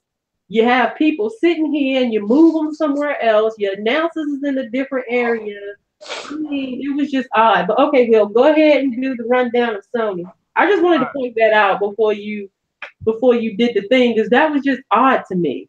It was very strange. It was I very. was kind of taken aback by the, really. It's like, okay, well, alrighty. It's like this is the thing. So they showed The Last of Us 2, Call of Duty Black Ops 4 will have classic maps from both Black Ops 2 and Black Ops 3. And then you could download Black Ops 3 right now on your PlayStation if you are a PlayStation Plus member for free. Then they showed a VR game called Tetris Effect. They showed a little bit of Days Gone, Twin Mirror, Ghost Giant, which is a VR game, Beat Saber, which is a VR game. Then they showed a little bit of Destiny 2 Forsaken DLC. Then they showed Ghost of Tsushima. Then they showed a game called Control, which is created by the same people that I think do Quantum Break. Then they had Resident Evil 2 Remake. Then they showed a Rick and Morty-esque looking game, Trover Saves the Universe. Then they showed a new Pirates of the Caribbean trailer of Kingdom Hearts 3. Then they showed Death Stranding, Neo 2, and Spider-Man. They ended. Don't nobody know what the hell Death Stranding is. It's Kojima. It's to get people but talking. they've been trailing this out for the last 2-3 years, and each time they add on a little bit more, and we still don't know any more than the first time they showed, and they're teasing this game. What the hell is it? I don't know. See? Apparently, from what I understand, is that this guy's in another planet, by what I'm assuming. He has some sort of baby that he's trying to protect because I guess he's like the only human on Earth or like the only human or whatever, and he's trying to save that baby. So he's carrying the baby since he's probably the last man, and he's trying to make sure that that baby stays safe and that it can grow and whatever. So I think what happens is that he's traveling around this planet, and this planet is full of these invisible creatures that he can block them with light or something like that, and that's how he keeps them away. But yeah, I still didn't understand the game, so I was just like, you know what, I did. Maybe we'll know more, closer to release date. Because that trailer alone, I was still baffled. Like, what?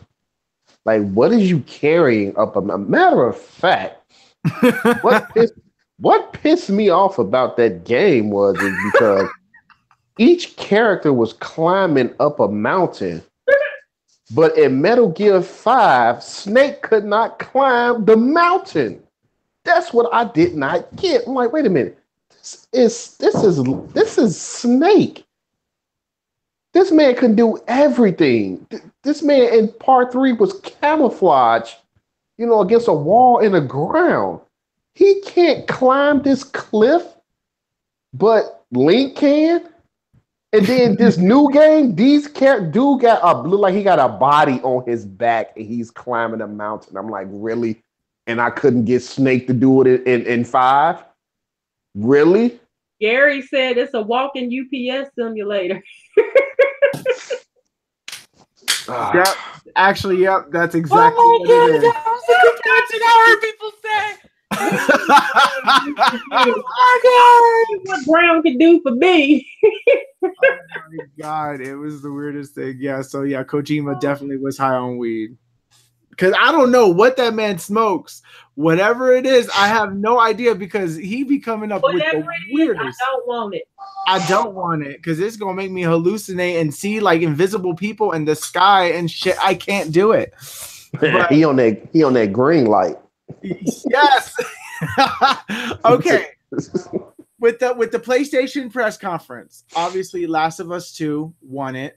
Days Gone won it. I actually want Beat Saber, but I'm not buying a freaking VR headset for it. So Kingdom Hearts 3, that trailer was mind freaking blowing. Yeah. Ghost of Tsushima. Oh my God. Yes. The Spider-Mans. Oh, everything that Sony announced, I want. Except for the VR games. But everything else, I want.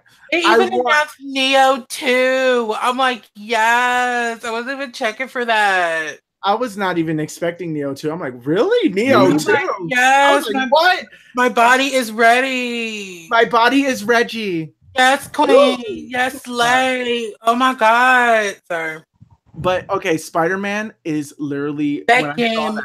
looks so good, and I'm not even a Spider-Man can't. fan. I can't. I mean, that's coming out September 7th, in That case game, anybody wants to know. that game tight. Like that Oh game No, looks you beautiful. you know what game really looks good that caught my What? eye was that samurai game, Shadow Yeah, something. no, no. That one was on Xbox. This one is called Ghost of Tsushima, which is another one. Yeah, that Like, one. This is Because made I know yes, both of them had like a samurai, but that's yeah. the Shadow one for Drop. the PlayStation, that game looked beautiful. It Oh was my so. god, My yeah. body is ready for that game. I don't even look. I'm just like that game. Just from what I saw, beautiful, Oh god, fucking beautiful. Well, yes. I mean, I was looking at the details in the game, and especially how the sun was set and everything. Oh, I It know, just it right? set the mood for the game And of the what was going combat on. looks so awesome. Oh, I can't wait. I just can't wait. I can't wait because it actually feels like you're a samurai in that game. And you're Yes, I'm riding like I around. can I basically love be. it. I could be Samurai Jack, but the black version. What up?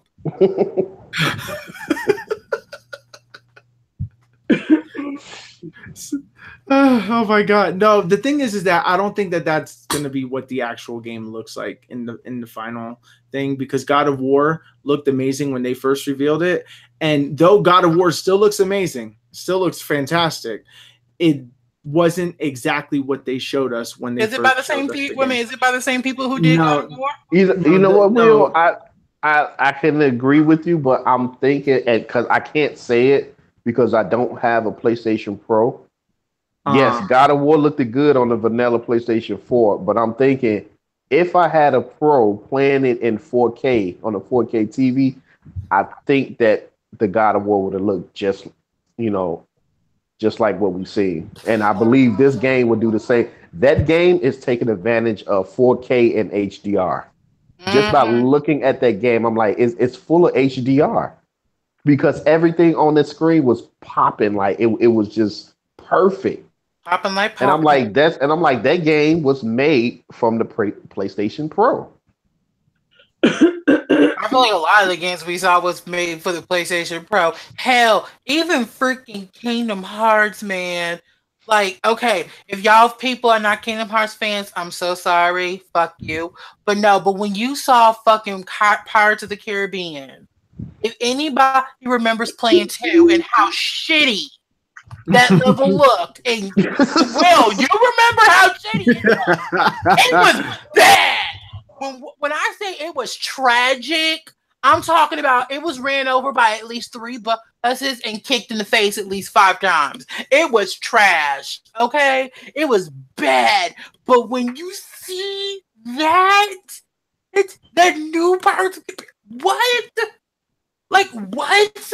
It is so freaking beautiful. I'm like, it's beautiful. Oh, I like the voice acting in the game as well. It's I like know, right? it seemed like there won't be any text or anything. Oh yeah, it's It's all voice acted. yeah, and I thought that's pretty cool. Oh You yeah, and because doing the other Kingdom Hearts, you had voice acted, then it switched to text. You know what I'm I saying? So hated that. I hated that too. Don't worry. Like I hated that shit. I'm just like, ooh, no, oh, just no. And it's just like, and even and they freaking showed Kyrie, and it's just like, we finally get to see Kyrie what she looks like in her new outfit. Even though I am sorry to say, I am so mad they cut her hair too. Why the fuck were we just cutting everybody's hair for the sake of cutting hair? She was beautiful in 2 with long hair. Same thing with Riku, but I'm not. But I'm. Well, actually, now I'm complaining. And yeah, basically. But no, but the game looks freaking fantastic. The combat, it's like they took it to a whole new level because when they first said that it was going to be like Kingdom Hearts 2 combat, I was just like, so it's the same shit, but a new game. But from what I've been seeing, That's not the same combat. Will, you saw we're riding on top of a fucking enemy just to fucking kill it, and then we're freaking like riding on like some weird little rainbow bridge and shit, and riding on that and shit, and it's just like all kinds of craziness going on, and I'm just like underwater, and like I'm like, what? No, it turned into a God of War, Assassin's Creed, and like I don't know what it was. That, like, oh my god, like, no. And you remember in freaking Frozen, which, first of all, hell yeah, we get motherfucking Frozen, bitches. Okay, fucking Sora was skating. He was ice skating and fucking looking like a motherfucking sissy doing his damn primarina ballerina bullshit. I love every fucking motherfucking thing of it. Hey, you damn right I loved every minute of it. You damn right I'm a grown ass man getting excited over Frozen. Oh yeah, I'm sorry. I was excited. I was so excited, and the graphics on Kingdom Hearts 3 are mind blowing good. They look like they're from an actual Pixar movie. I know. Oh my god! And like I mean, and when I say these worlds are like movie accurate, it is scary.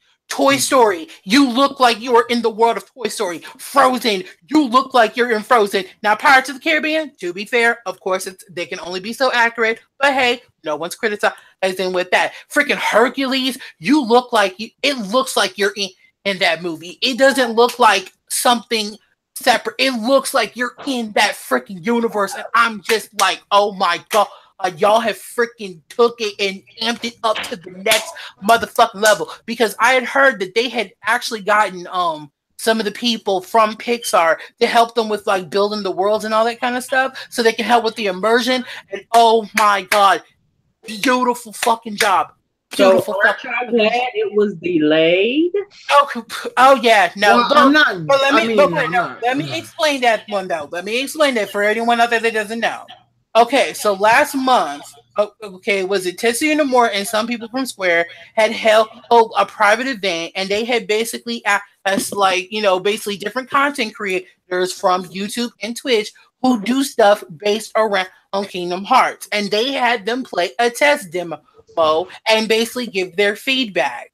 And given basically the feedback, they felt like it was in their best interest to push it back, so that way they can address what those fans were saying. It wasn't just random people. It wasn't bot people from IGN, aka ignorant, but we won't go there, or whatever. They got actual look. At least it was actual fans who love the series, who do content about the series on a constant basis. And like I said, I mean, at least, like I said, I can at least give them a pass with that, because you're listening to the fans, in my opinion. Like, to me, that's one time I'm like, okay, I can give you a pass with that one, Nomura. If more companies did that, I can give them passes on delays, personally. Well, to add on to that, actually, the game is done. It's 100% done, according to Nomura. But apparently, low key, according to HMK, he talked to somebody who was part of the Square Enix team when he was at the thing, and he wasn't supposed to say this, but he said it. So apparently the reason why that they didn't release it is that Japan was going to get it way before we were, because they were just finishing the finishing touches of whatever. So Japan was actually going to get it in October. But the thing is that they wanted to do as close of a worldwide release date as they could, so they delayed the Japanese version for the American version. Wow. And then so now they're using that time of the delay to fix any additional problems that fans had. So wait a minute. So the Japanese version, it's not going to be in English? It's going to be in straight Japanese? Oh, yeah. The Japanese version is going to be in Japanese and lip sync completely in Japanese, and the American one is going to be English and completely lip synced. Mm-hmm. Dude, that's a lot of work. Yes, it's nothing but dialogue. Remember, the Japanese pay attention to detail. Oh yeah, and that was actually one thing that they were very much so expressing, was that they wanted to like the mouse to move up with the different languages. That was something that they genuinely wanted to do. Which again, like I said, hey, do I feel like they need to go that far? No. But can I appreciate it? Yes. Now, and even with Will saying that they did not want to fuck over the American and other overseas fans by giving it to Japan early. Again, I'm sorry. I can give them a pass on that because at least they were one transparent. Now, I ain't gonna lie to no one. I feel like that information could have basically been brought out a bit better.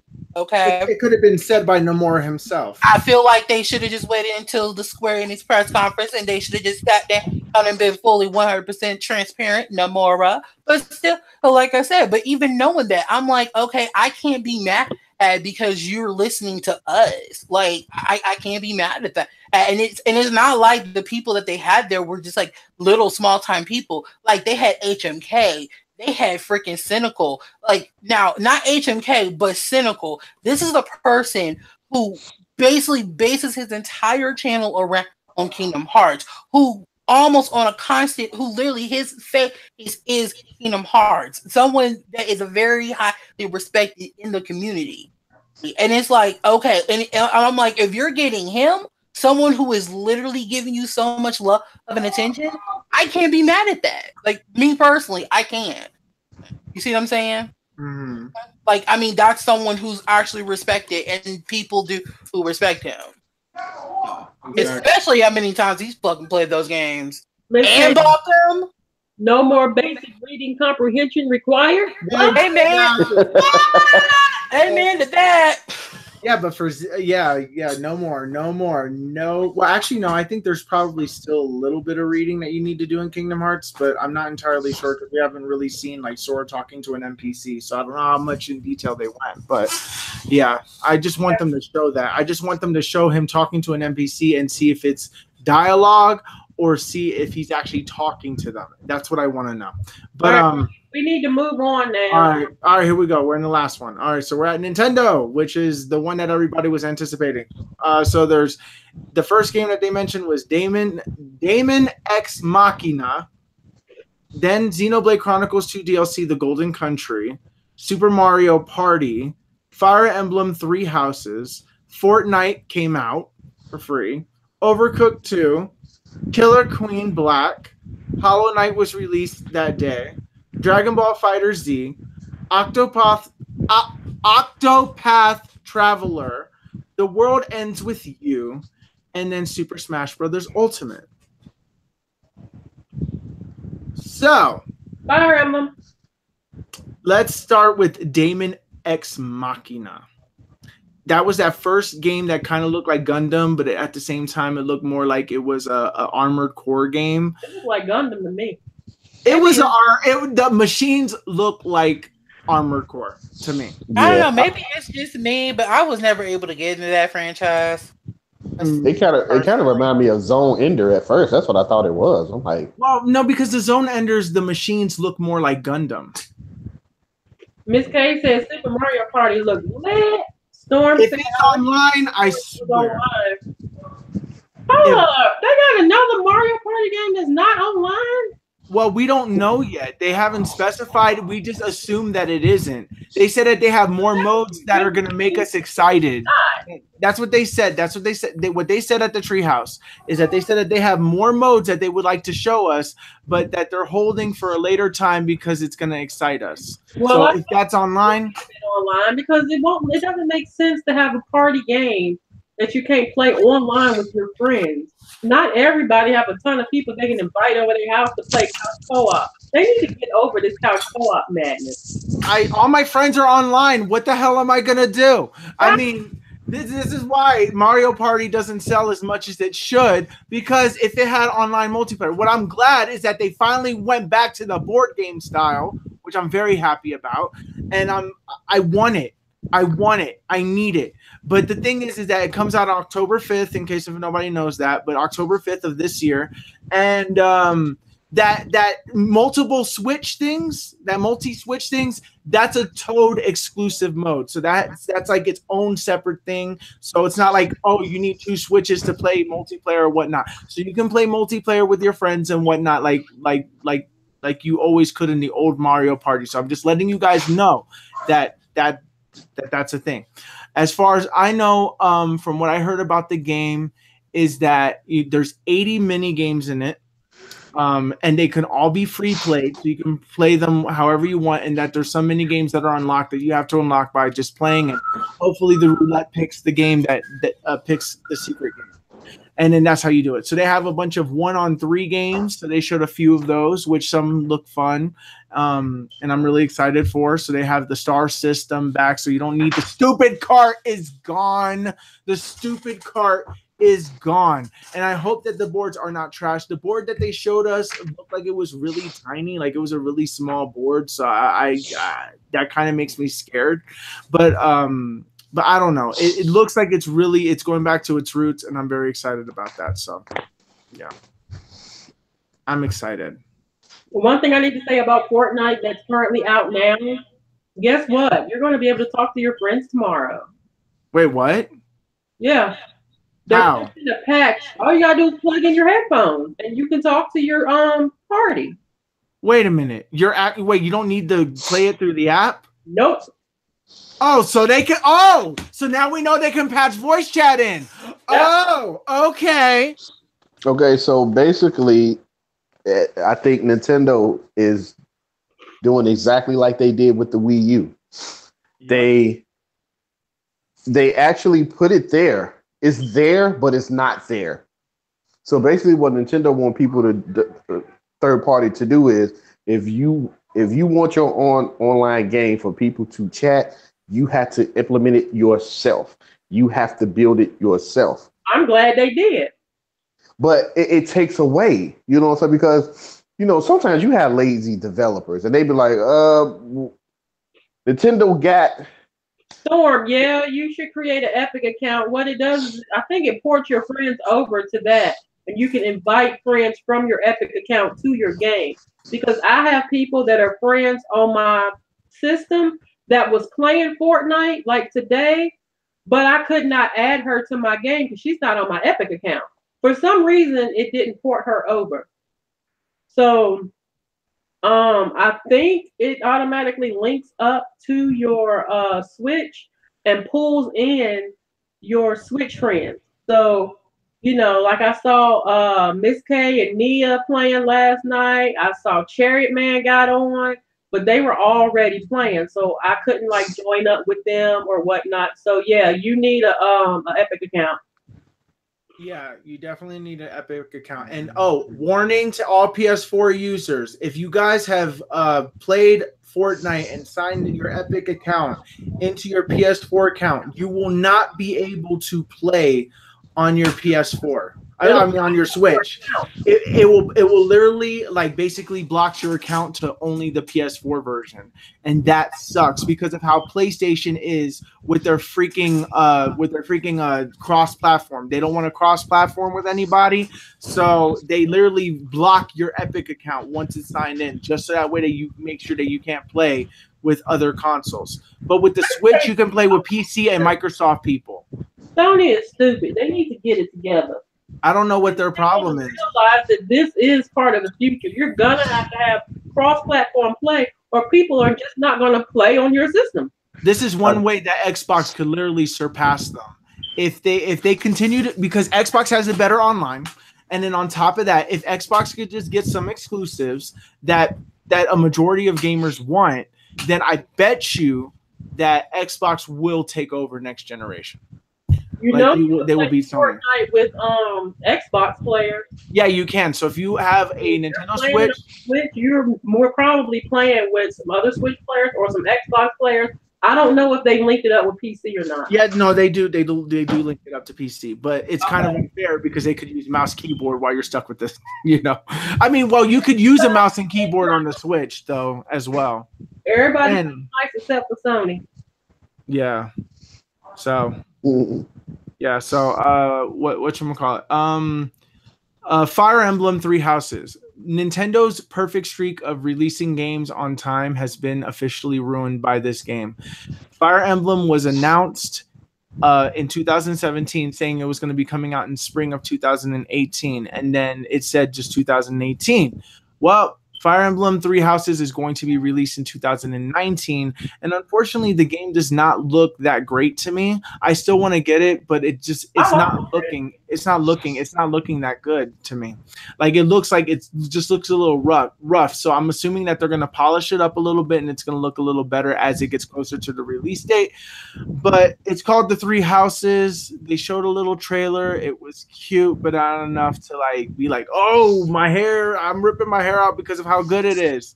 So yeah. I've always been a fan of Fire Emblem series. Yeah.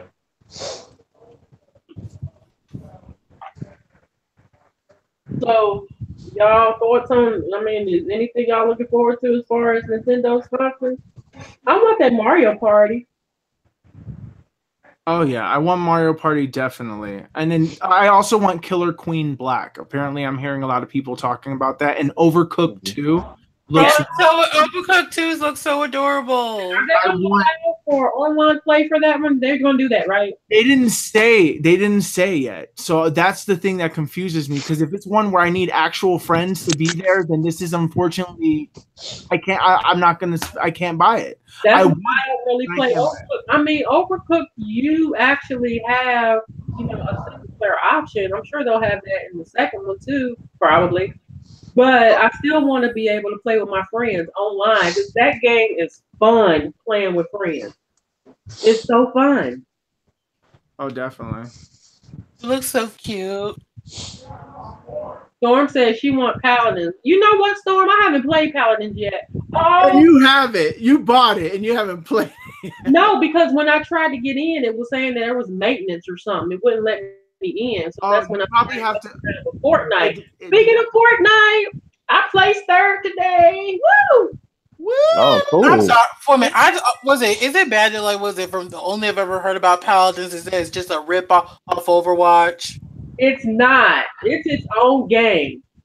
I mean, there's controversy around that too, because Paladins was, actually, I guess they said it was in development before Overwatch or something like that.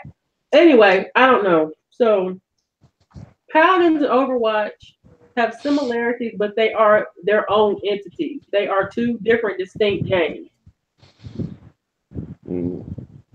I've been meaning to want to basically play it, but I'm like, I don't know if I want to deal with a bootleg Overwatch. Well, I'm gonna try to play Paladins today. I couldn't yesterday. But yes, I placed third in the freaking Fortnite, and I killed 2 people. Yeah. Cool. Yeah, I'm happy. I'm proud of myself because I suck at shooters. She did better than I did. You know how sad that I'm really sad that I suck at shooters that bad. Like you literally got 2 kills. I have yet to get 1 kill in PUBG with a gun, legitimately. Really? I can't but the thing is that I'm too scared. I'm too scared to engage because I don't want to lose. Let me tell you something. I was feeling the same way. I really was. But you know what? I started telling myself, land is just a damn game. If you die, fucking get up and play again.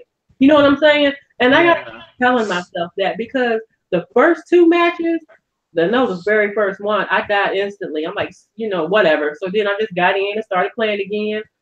And it got better. And I was like, okay, I found a gun, which was good. I found one immediately. So I was able to defend myself. And I wore my headphones too, y'all. You got to wear your headphones, because then you can hear people coming. I heard that fool running behind me, and I turned around and capped him. Felt good too. Because he was crawling around on the ground. I'm like, where do you think you're going? Trying to kill me. Blam! You're dead. Let me take your stuff. Aha! That game bring the worst out of people, I'm sure. And they say video games are too violent. Miss K said me and Storm beat the hell out of this one player. No! She's proud of it too. She said we beat the hell out of this. Oh, Miss K. She said, yeah, man, what's that? I made that my bitch. All right, Miss K, we gotta play too. Y'all gotta download Fortnite. It's free. So what y'all waiting on? so we can I'm all just- get in there and play. I'm just being lazy. That's all. Dre, all you gotta do is push a damn button. Still, I'm being lazy. I'm sorry. When she said laugh out loud, yo, we went in and both died. Aww. Mm. But yeah, I think I might do that. I might play some Paladins tonight. What was it? So what's the next game, William? That's it. The next game was there was Dragon Ball Fighter Z for the Switch and Octopath Traveler, so we talked about all that, and then Hollow Knight came out the day of that E3 conference. So basically, there's I'm hearing stuff about Hollow Knight. Is that a pretty good game? I downloaded it. I haven't had yet time to play it. I was gonna play it next week, but How much is it? it's $15, but it comes with all the DLC. So, okay, I'm gonna have to look it up. Yeah, it's like a Metroidvania kind of game. Oh, okay. Yeah. Miss K said I laughed my ass off. You know what, Miss K? And that is what matters. As long as y'all was playing. Stormy said I was hollering. Y'all Damn. Wow. They was beating up somebody and she turned around and killed both of them. Like, yeah, bitches. I know they would have freaking just murdered those people. She's like, I ain't showing nobody mercy. What you talking about? Boom. And then they said, I was like, no, Stormy, they killed my homie. Oh my god. Oh my god. That's Okay. so cute. See, Wow. this, guys, is what gaming is about. You get in there, you have fun with your friends, you laugh, you die, you laugh about it, you get up and you play again. You got tears running down your eyes, you doubled over and because your stomach hurt from laughing so much. The last time that happened with me is when all of us played Mario Kart. Yeah. But Lynn, don't you know that it's all about getting trophies in the Xbox score? Boy, bye. I don't give a shit. It's like, get your score up. Well, my score is shit, and guess what? I don't care. I don't care. Oh god. All right, Will, what's next? Super Smash Brothers Ultimate. Yeah. Okay, so I'm not gonna have much time to really talk about this. So if you guys would mind if I would go first. Go ahead. Okay. Oh my god. Oh my god. Oh my god. Oh my god. Oh my god. So obviously, we were watching this like live together, and I was just like, I started screaming like a baby. I even cried a little bit. But now when I sit and I think about it, this game is a port of everything. They just added everything else to it. It looks like it has every stage, every character that ever existed. What worries me is that I wanted a few newcomers in there. Like if they could at least add Sora in there, I would be like, I'm good. You don't have to ever add another character again to Super Smash Brothers, just as long as he's in there.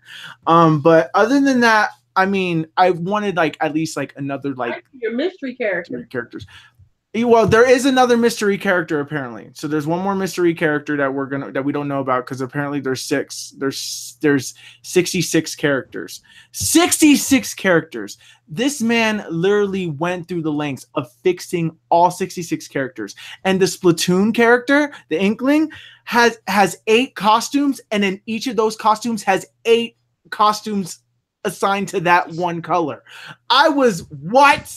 And then like I was a little the only thing that disappointed me was that I was hoping that Breath of the Wild Link would be Breath of the Wild Link. They just gave the remote bombs. That disappointed me. I really wanted him to have like Rivali's Gale and the Daruk's Protection and Urbosa's Fury and Mipha's Grace. I wanted stuff like that. Like I wanted Link to play so dramatically different that he had like 5 weapons that break after like a certain amount of strikes and stuff. I felt like it would have been there. I was done. I was happy. I'm happy because what makes this so exciting is that not only is every character, every stage, it has toggle. You can toggle off. You can toggle on and off stage hazards. Oh my god. Every single Pokemon is in this game. Like that was in old previous games. All Pokemon all stages. It's looking like every stage in existence is in this game. And the fact that you have this on the go, the fact that you always have 2 Joy-Cons on your Switch with you at all times, and you can play a couple of matches, blows my mind. Ray. EJ said Pichu is trash. Do you agree? What happened? Pichu is trash. Do you agree? Was it? Oh yeah, totally. Oh yeah. He's like, oh yeah. No, but, was it? No, was it? To be fair, I don't go up for Smash like that, but no. But I will say that, like, well, one, thank God they finally put back all the characters, because I never understood why they would insert certain characters here and not others. Oh yeah, you always used to complain about that. That was so dumb. I mean, that was like so dumb to me. I'm just like, keep the freaking character. Or maybe somebody actually fucking liked it, idiots. But we all know why they brought back all the freaking characters. It was so they can sell more amiibo. Because like I said, they have already announced like 4 different amiibos for this game, and we haven't even. Like I said, the game ain't even out yet. So yeah, Nintendo was like, "Bitch, we capitalizing off that amiibo hype that's already been dead for like the last 2 years." But okay.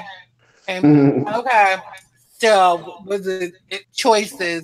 Anyway, I'm just excited that I can play as Bayonetta because she is what Bay. I can't wait. I want to basically play with my gun heel, so I my heels while still looking stylish and pretty. Nay. So I can slay every day. Okay. Oh, Snake.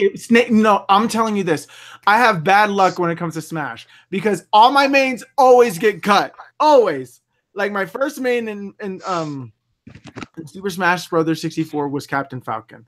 Then on Smash Brothers Melee was Roy. They cut him in Brawl. Then after that, Snake was my main in Brawl. Then they cut him out in Brawl, and then Little Mac became my main in whatchamacallit. So they strangely kept him. Then, well, they kept him because he's a Nintendo character. Snake, it was kind of hit or miss, and I'm surprised that they were able to get Snake back. Snake, I felt, was like the most impossible character to get in, and he got in. Just get ready for that Snake amiibo. I want it. Oh boy, I'm part of the problem. I fucking want it. How many amiibo do you have? I have 103. He pretty much has almost every amiibo in existence. I have every single one except I'm missing a few. I'm missing the Japanese Monster Hunter ones. I'm missing that little box boy. I'm missing the dark versions of the Skylander, Bowser, and the other one. And I'm missing what was the other one? Like I'm missing a bunch. Like I'm really missing a bunch. Like he even has the Mega Yarn Yoshi, y'all. Back when it was full price too. I'm like, child, I can't even imagine how much money you done spent on Amiibos. A lot.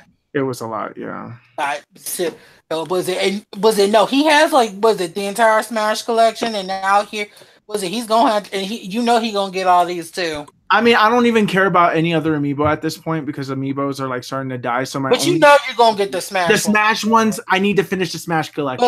Well, you're gonna get the Smash. Yes, I am. Stop fronting, okay? I'm not fronting. I'm agreeing. Okay, because you know what they're gonna do. They're gonna come out with Pokemon Trainer male and Pokemon Trainer female, and you gonna want that. You gonna want the Pikachu one. Yep. You gonna want the Squirtle one, the Ivysaur one, the Ridley one, the Daisy one. Not disagreeing. I am 100% agree. You got yes, I do. We know this. Yep. Like, so was it? He ain't lying, America. Look, he can admit it. I'm admitting it. 100%. Like I said, I'm just excited to play as Bayonetta. Oh, but I have a question for you though. What? So how do you feel about the fact that like pretty much any character that was DLC now you basically have it for free in the new game? Honestly, that didn't surprise me. Still, because I was actually talking to someone about this and they were saying that they were kind of upset, but I said, well, what did you expect? No, I already knew that was going to happen. I knew that. I knew that shit was gonna happen. I'm like, it was gonna happen. It would be stupid for them not to do it at that point. Yeah, no, like, and I basically told him, I said, there's no point. I said, dude, look, basically, as long as they don't restrict like what you and your friends can play and all that kind of stuff, which personally was also another problem I had with it, was like, why are you restricting certain things that we can and can't do? As long as they get rid of that bullshit, I'm like, look, there's no point in buying the DLC. Just wait for the next game; it'll be in there. Mm-hmm. Like, I don't know. To me, it kind of just took out the incentive of buying DLC, in my opinion. Yeah. I was like, well, then what's the point? I mean, I'm getting all these stages now for free. Either all y'all fools had to basically go and pay for it. That made no sense. Oh, sorry. Which I hope with this game, no more paid DLC, because I'm sorry, but the fact that y'all are now giving us every level full for free, and even like the DLC ones, yeah, kind of shot yourself in the foot there, Smash. Don't do that again. Just saying. I know I had to throw in a bit of negativity. It's okay. We're used to it. I'm sorry. What? I mean, it was something that literally in a conversation that I had that came up, because I'm just like, I ain't gonna lie, I was kind of laughing at my friend, because I'm just like, bitch, you had to pay for all that DLC and I'm getting it for free. Hey, fuck you. So, because I said it. No, I said, watch, at some point in the future, in a future game, all that shit gonna be for free. And he's like, no, they would never do it like that. Joke's on you. All right, Miss K, you take care. We about to end anyway. I'm gonna have to go. Okay, so I guess we'll go ahead and end the podcast here. Yeah, I'm tired. Anyway, but yeah, I think we had a good podcast. You know, we discussed some things that needed to be discussed as usual, and we discussed the E3 presentations. Not all of them, because of course, you know, just not all of them. I didn't get to watch them all, and others didn't get to watch them all either. So, but we just that, or we just didn't care to want to go watch them all. Excuse me. All right, so we're gonna go ahead in the podcast, and we'll start with Will, Mr. Will of Gaming. Hi, hello everybody. How are you? My name is Will from the Will of Gaming.